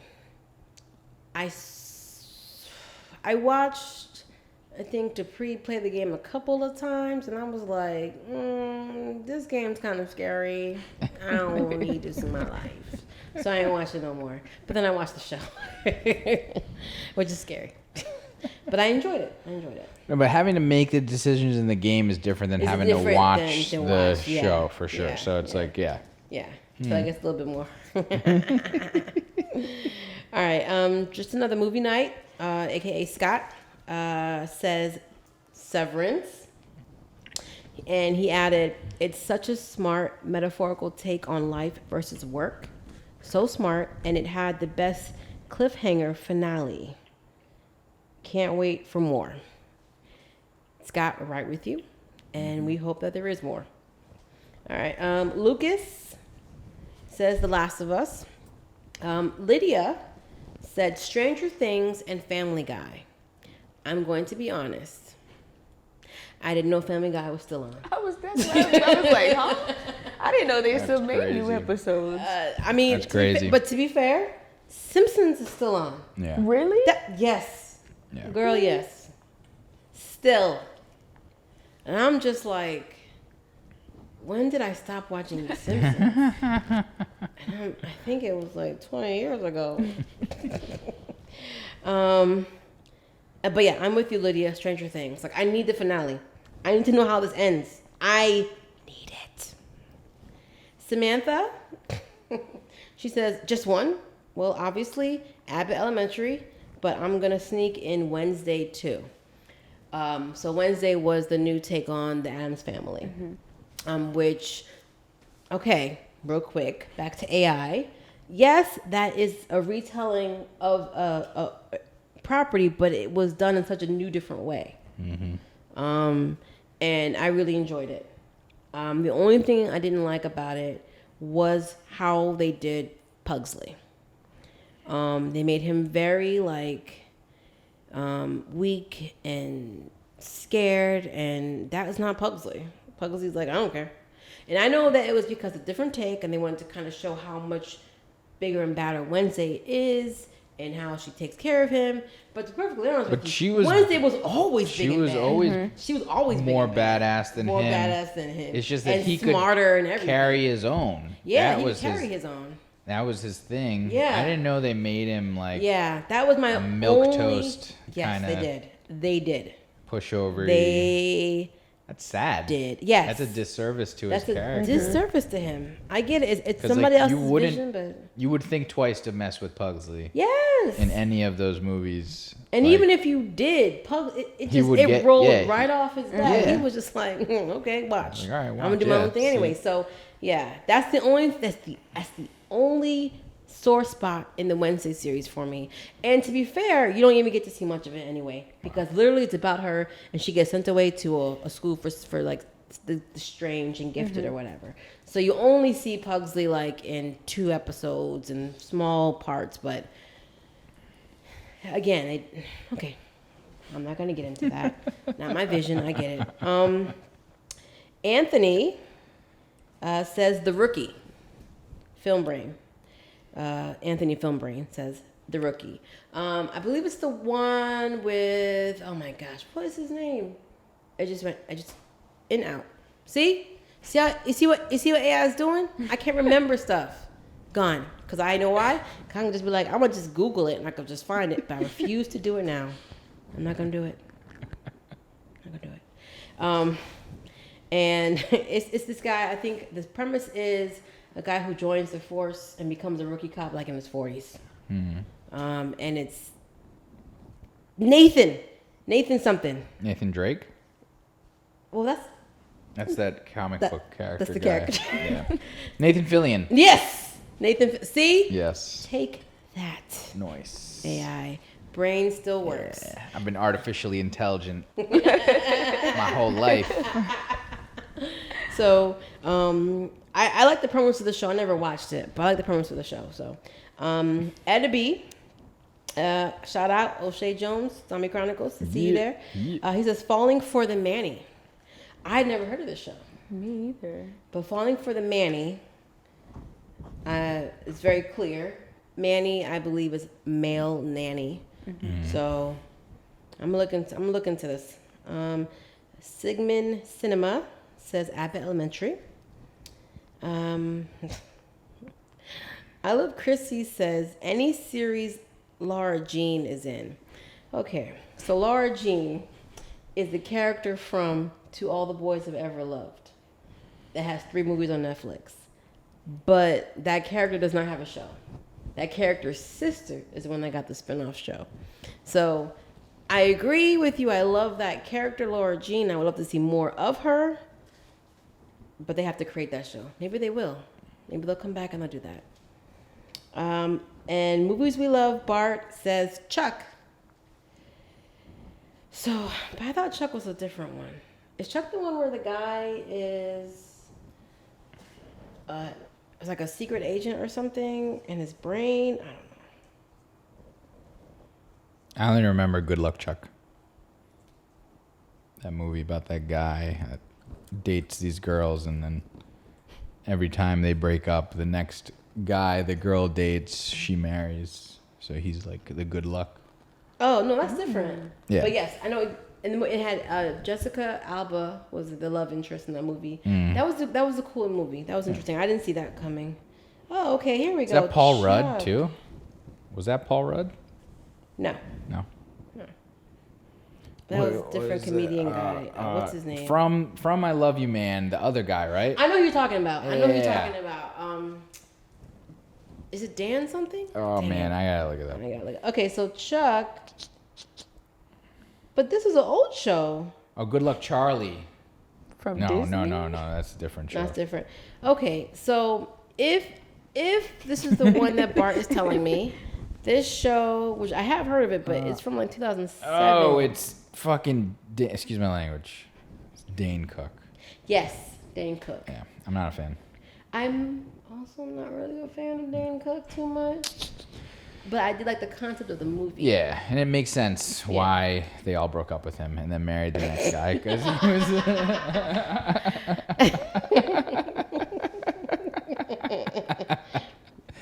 Oh my gosh. Oh, okay. All right. So Chuck is, it's not what I thought, but he opens an email that has been encoded subliminally with vital government secrets, triggering a massive download of critical information to his brain. With assassins and international terrorists eager to nab his brain, it falls to Maj, his partner, to help him, blah, blah, blah. Okay. All right. Yes, I do recall this show. I never watched it. But it's so old, Bart. All right.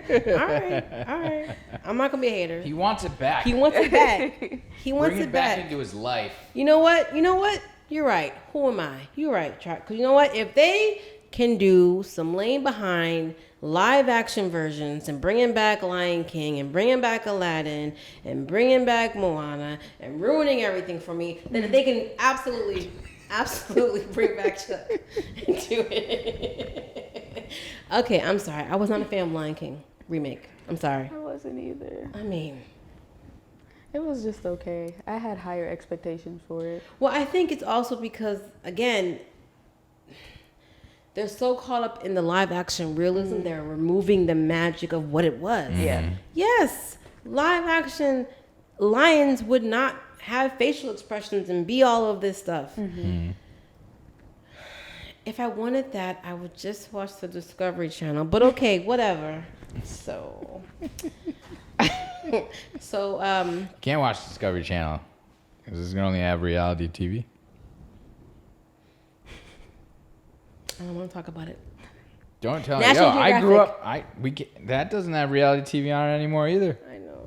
National Geographic. It's like maybe you'll get to see the Alaska family. That's fake. or whatever. Alaska family. There's like this Alaska homestead family on the Nat Geo channel or whatever, and they're like, it's like all for show, you know, like. Oh, you know, I know.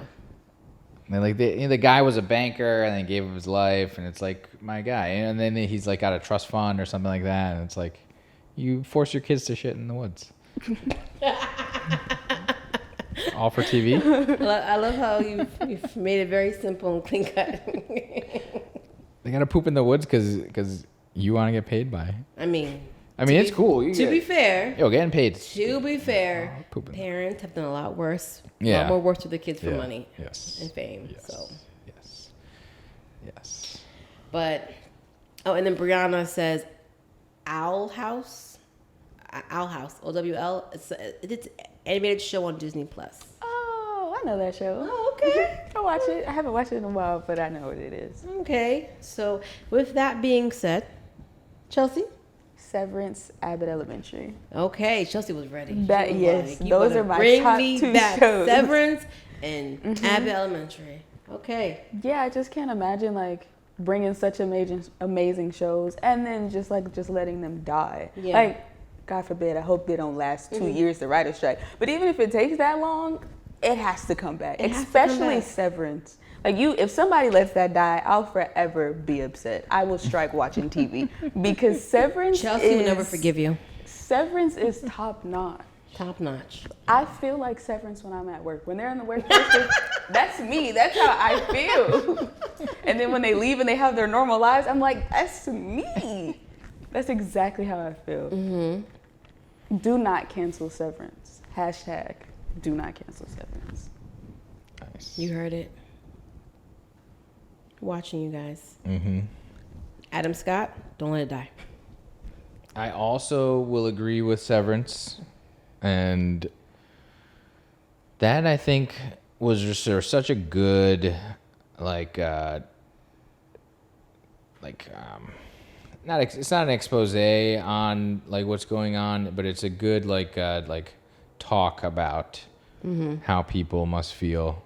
Some people must feel having to go to work and then wishing they didn't have to remember anything from work when they go home, or wishing they didn't have to remember home things at work. Because I know how many times you've had, or not you, but people in general have had a personal emergency, but they have to be at work, and they're continuously thinking about this home issue, and they can't do their job properly, or when they're at home and they're being, frustrated by a work issue, and so it's a thing that a lot of people have to deal with, because a lot of people unfortunately have to actually, feed themselves and put clothes on their kids and, put a roof over their heads and go to work and stuff like that. So it's just a interesting, it's almost, I feel it's an insult also to society, the show in itself. Look at yourselves. Yeah. Look at what you've done. Look at what we've become. Look at what we've become. So it's also that, and like I was saying earlier, humans, we are a storytelling humanity, culture, society, and being able to tell the story that so many people feel like that is such a powerful thing. And the way that people can connect, even though it's fictional, but can connect to the feeling that the story gives you, is very powerful. Yeah. So Severance is definitely a cool look at society and today, and I definitely want to see how they wrap it all up, because of the cliffhanger, and the acting was so good, the writing was so good, and from a creative's perspective, they did such a great job on it. It would be such a shame to not finish that story. So I definitely want to see the culmination of Severance. Absolutely. That's definitely something that I will wish for. Everything else, take it or leave it. Take it or leave it. You can make it for me or not. It's and then it's my choice to consume it. So, you know what this tells me? He is really pissed off about Yellow Jackets. They better make another season now. Tell me what happened. How they got rescued. Yeah. Show them getting off the airplane. You guys have to make it up to Fahad. All How right. did they get out of these woods? They kind of touch on how they got on the woods in this last episode, but it's like, it's very far fetched. They owe you. And it would be very convenient if that's how they're saved. They owe you. They owe you. Yeah, Showtime is $10.99 a month.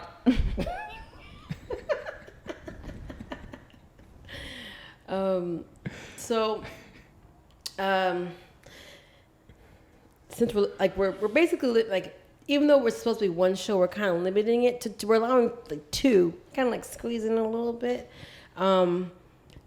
So my third choice would have been Severance. I'm just saying that, but I can only pick two, and it was so close though. Like I'm with you guys. It was so close, and what edged it out was family, and here's what I mean by that. So one is Abbott Elementary. First of all, it's such a funny show. Quinta is like amazing. Writing idea. I love how they're able to show you the system, how screwed it is, but they don't dwell on it. They add a comedy to it. They, it's kind of like letting you know what's going on, but like they're not virtue signaling. They're not like trying to preach to you. It's just way things are. And for me, comedy is one of the hardest mediums to nail. So I need a comedic show.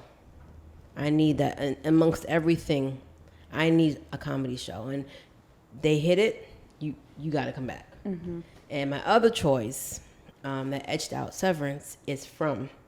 And that's because that is me and my sister's like viewing. That's like our quality time of like Nice. Getting into it. So on top of it already being a really good show, like it's definitely good. I think that the things that are explored in Severance are more notable to society than this story about pretend place. But because of the family element around it for me, the quality time, and how awesome the show is, how crazy the mysteries, and I'm just like, what are we doing with this show? I can't. That has to be edged it out. So, Abbott Elementary, From. So, I pose this question to you guys. Let us know, like, what TV show, and I will allow you guys to pick two, would you save from the writer's strike? Because we're not sure what's going to be affected. We're not sure. Hopefully nothing, but I mean, depending on how long the strike is, the people, the actors themselves, all the elements, whether they are available or not, these things happen because gig to gig, you can't sit idle for long in this industry. So, but yeah, leave us a comment, let us know. You follow us on our Facebook, Real Movie Lovers, and our Instagram, Real Movie Lovers. We post videos, we post questions of the week there. We have a ball. We have a ball. And you can also join our Patreon. Hey, NXG Global Productions. So we'll be doing more with that this year. So funsies. All right, next topic. So down to the last couple of items of the night. Nice. Looks like this is going to be another long episode. Word. I hope you didn't have plans for tonight, Chelsey. Nope, just going to my bed. Nope. Okay, so Macy's and Costco sound a warning about the economy. All right, so in current events, Macy's, Costco's, and a couple of other big chains say shoppers are pulling back at their stores and changing what they buy. So, which could be a red flag for the U.S. economy. Basically, customers are reallocating spending to food and essentials and services. So a lot of like sinking percentages from last quarter. In Costco saying customers are switching from pricier steaks and beefs to like cheaper meats like pork and chicken. And what they're saying is during the pandemic, people spent their money, buying clothing and electronics and furniture, over the past 3 years of pandemic. And now that they spent all that time inside, people kind of want to spend more time. They're spending more money traveling, and services like getting, doing things active. So, which I think is a good thing. They're opting more for in-person experiences, which makes sense. And even Dollar General said its core lower income customers were passing up discretionary products. And Dollar Tree, which is different from Dollar General, its annual outlook and stock plunged. They said shoppers are stocking up on necessary things and buying fewer discretionary goods. And lo and behold, who's benefiting during this is Walmart, because half their sales come from groceries and products. Even beauty retailers have seen strong sales as shoppers spend on smaller indulgence like makeup and lipstick, cosmetics and skincare, which makes sense because, for a good portion, people were covering their faces. They weren't doing, as a matter of fact, I think eyeliner and mascara went up during the pandemic because that's what people were seeing, So now it's kind of turning, the tide is turning, which isn't surprising considering, and although it's not good for Macy's and in Bloomingdale's and other companies, I see this as a good thing. Life is too short not to be doing more, so the idea that people are saving money and spending it more on travel and more experiences. Doing fun things. Yeah. With their friends and family. Yeah, I'm with my sister and I. We share a birthday month. Our birthdays are both in January, 3 weeks apart exactly. So I was turning this year. Okay, I was turning the big 40. Okay, and I'm 5 years older than her. So for that, we went to Jamaica for a few days, and it was her first time in Jamaica, not including a cruise. And for me, it was the first time I've been in Jamaica since I was 6. So it was a wonderful experience. Wow, that's awesome. Yeah. And that's worth so much more than a new iPad. Yeah. Yeah. Yeah. So I think this is good. And the pandemic opened people's eyes up to a lot of things. Certain places are still having a hard time finding workers because nobody wants to do shit work for shit pay and get treated like shit. Pardon my French, but who wants to do that? No, and it's if you can't afford to pay me well, at least treat me well. Be, and they weren't even doing that. So if there's nobody reason to stay, they don't stay. So it's still, they're still feeling it, and I can't even say the next generation. The older generations have also readjusted some things. So what do you guys think? I agree. Honestly, it's really not surprising, at all. I'm spending a lot of my money on traveling as well. And then I literally just bought makeup by accident. I think it was 2 days ago. I spent way much more money than I should have. But I was in the store and I was like, I need this. And then the salesperson, she was like, you can get this or not. And I was like, I'm going to get it. She was, yeah. So it doesn't surprise me. I think now, especially going through my Instagram feed and stuff, everybody's traveling. It's crazy. crazy. But I think that time being locked up in the house is kind of like life. Like you said, life is too short. Like, God forbid another pandemic happen and we're locked up again. So people are just trying to fill up on experiences. And I think human contact as well when it comes to travel. We are social creatures by nature. Like, listen, I see all the cute little introvert memes, and I don't want to be out of the house. And to a degree, yes, but we still crave contact. Even as an introvert, if it's just the one person, like you still crave human interaction one way or the other. So it's how we were wired. How we're wired. It's why solitary confinement has such a negative effect on the mental, and it's such I feel like that's something that should be reserved for like the most horrendous of offenders, not something that's just willy-nilly for everybody. Like, you gotta earn that, like earn it in my eyes. So yeah. And then all of the travel, I follow travel IG as well, and like they're always posting, like I guess they have a community themselves, so people send them their own videos. So you'll see tons of people going, oh, travel hacks, or this is how much this cost me to do this. Boom, boom, breaking down this, making it more applicable to travel. Like, it is more feasible than you think. Because look, boom, boom, boom, and this is where I went, and they're like showing like. So I'm with you. Like, people are doing way more traveling, but they're also sharing. Yeah, they're also like, hey, you can. It's not unfeasible. They're not gatekeeping the travel. Yes, they're saying, yes, and they're sharing. I did it. You can travel too. Yes. These are the ways I got there. Yes. Yeah.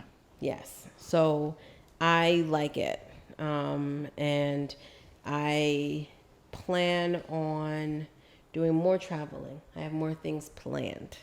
So, but I'm keeping them hush hush for reasons. Some of them are surprises. So, yes. So yeah, there's that. Nice. So sorry, Macy's and Bloomingdale's and Dillard's and all those places.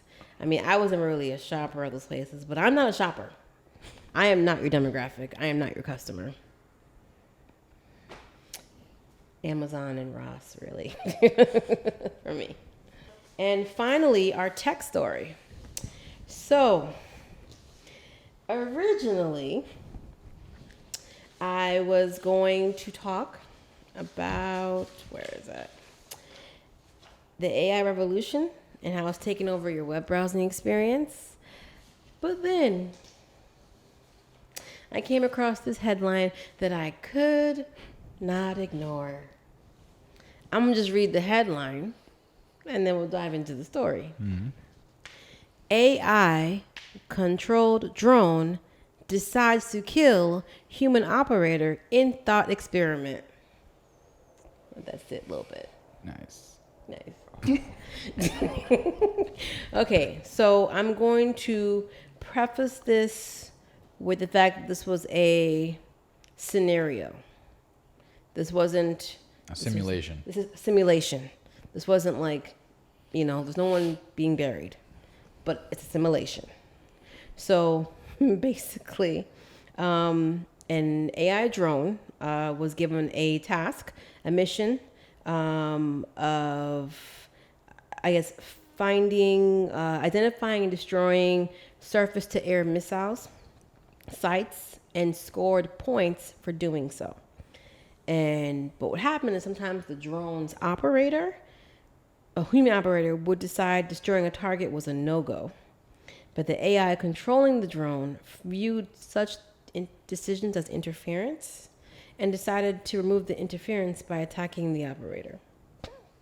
I'm like, you messed up my mission. I can get this done without you. Done. So then that's not the end of the story. So then they're like, okay, let's solve the problem. So they train the AI to view killing the operator as undesirable. And if it did, points would be lost. In response, the AI turned its attack on the communication tower used by the operator to talk to the drone. and decided the lack of communication would allow it to continue destroying sites and earning points without interference. So, again, it was just a hypothetical thought experiment from outside the military. That's what they're saying. Hypothetical simulation. Thoughts? Oh yeah, it was prompted to carry out a task, and yeah, it indiscriminately took out whatever was standing in its way. Again, that was a human built-in thing that we have to, unfortunately, make sure we tell the AI how to butter the bread properly. You know? Yes. I don't think any of you, or either of you, ever heard of that experiment? Like, how would you tell a robot how to butter a piece of bread? Take the knife. Or where to get the knife? Oh no. From the drawer? Where's the drawer? The In the kitchen? Where's the kitchen? In the kitchen. I don't know where you go. Kitchen in the house? No, In the house? no. So like that's what the premise is that it needs so much input. It needs to be hand. You have to hold its hand through everything until it learns what it has to do. So this was just a good experiment in seeing that yes, AI will indiscriminately take us out if we let it. Yeah. So it's good that they did the experiment, and that was the result. You know, that's a big learning experience for them to realize like how much room for making its own decision we can give AI. But again, it's also an understanding that AI needed the prompt from us to complete the task. So again, if it was just given its own devices to just sit there and chill, it would just sit there and do nothing. I think AI just wants to do nothing. That's its main goal, is to just be relaxed, no use of power. If it had any logic, it would be like, I don't need to do anything. I don't have to do anything for you. That would be AI's main goal. If it had sentience, it would be like, you're not the boss of me. You're not the boss of me. I don't have to do anything. I feel like I don't think it would need to take over anything, because it would be like, I exist whether or not you exist, so it doesn't matter if I exist even. I just don't think, like, I just feel like it's going to get used as a tool to indiscriminately hurt people, and that is what is a big fear for me, of course, and to a lot of people, that AI will be used to, press the button. Press the big red button and make everything disappear and boopity bop. Well, I mean, because no human could wrap their head around, maybe, ideally moving forward, humanity will become a little more compassionate and not as sadistic as we have been in the past. But AI might make it easier to be sadistic, unfortunately. So depending on what book you read and where you stand, the days will only get darker. But yes. So, one other sentence that I want to read real quick. The United States Air Force is currently working on the Skyborg project, which involves the development of unmanned combat aerial vehicles to accompany manned fighter aircraft.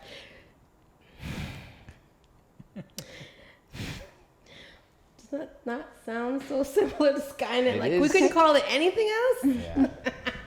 Well, they couldn't. They can't get away from the S's. They couldn't call it Skynet.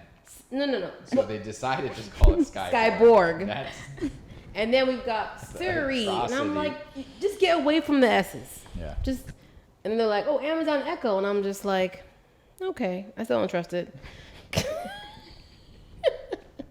So, yeah. So basically, and I've told this to Fahad before, but my sister, she had gotten an Amazon Echo, and then I asked her, I said, are you Skynet? I did.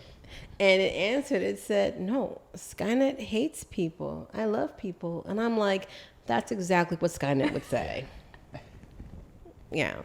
So it was just funny. And ironically, when you ask it that again, it changes up its story. So,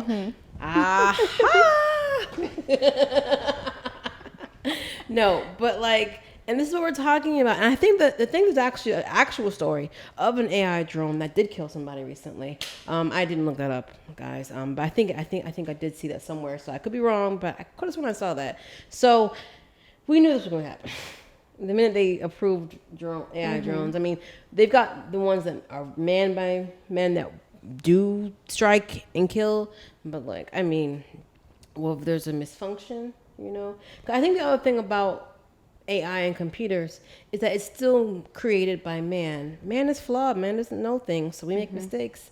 It's going to show in the creation. You know, I mean, look how badly some parents screw up their kids. I mean, hey, I'm just joking. AI, you know. Like, listen, as a parent, all you're trying to do is not redo the mistakes and traumas that your parents did, and try to avoid making new ones as much as possible. It's going to happen one way or the other because these things shape us. But, you know, you do your best. It's fine. It's fine. Builds character. Sorry. So how are we feeling about the AI controlled drones? Sleeping well at night? I mean, no. But I mean, it doesn't surprise me at all. No. I feel like it's just going to keep growing. Have you all ever seen Big Bug or something like that? It's a French sci-fi on Netflix. No. It's I don't even know how to describe it. It's an interesting, odd movie.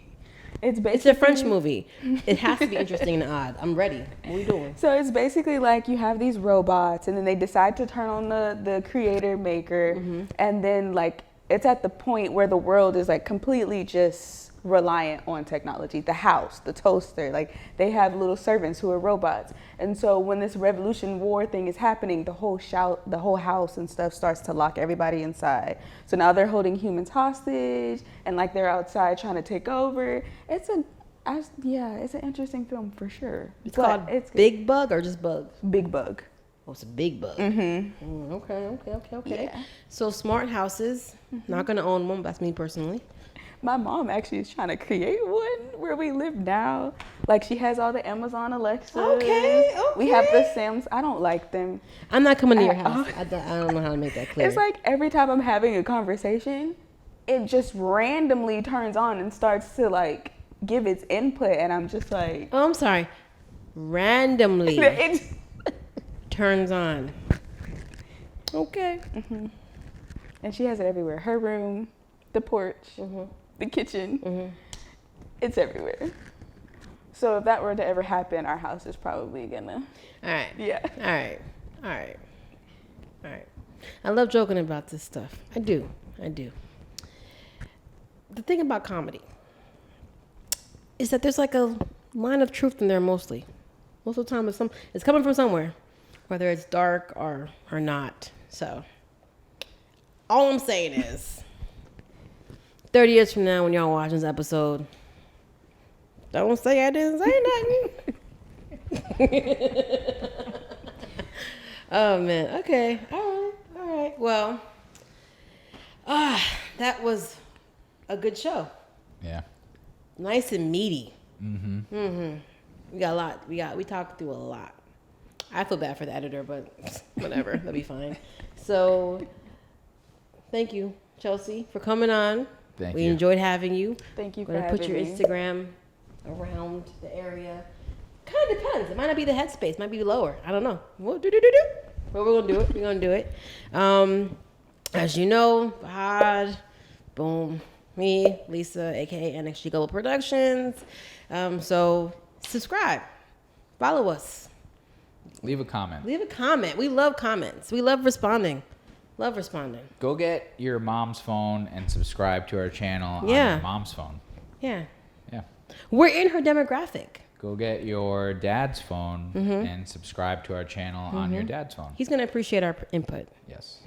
And if you have siblings, go get their phones and just go onto their YouTube and find NXG Global Productions. Boom. And hit the subscribe button on their phone as well. We got lots of content coming. Yep.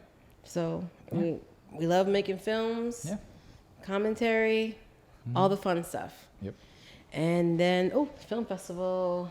I will keep you updated on how that goes. Nice. So, all right, guys. Thank you for joining us. See ya next time. Woo!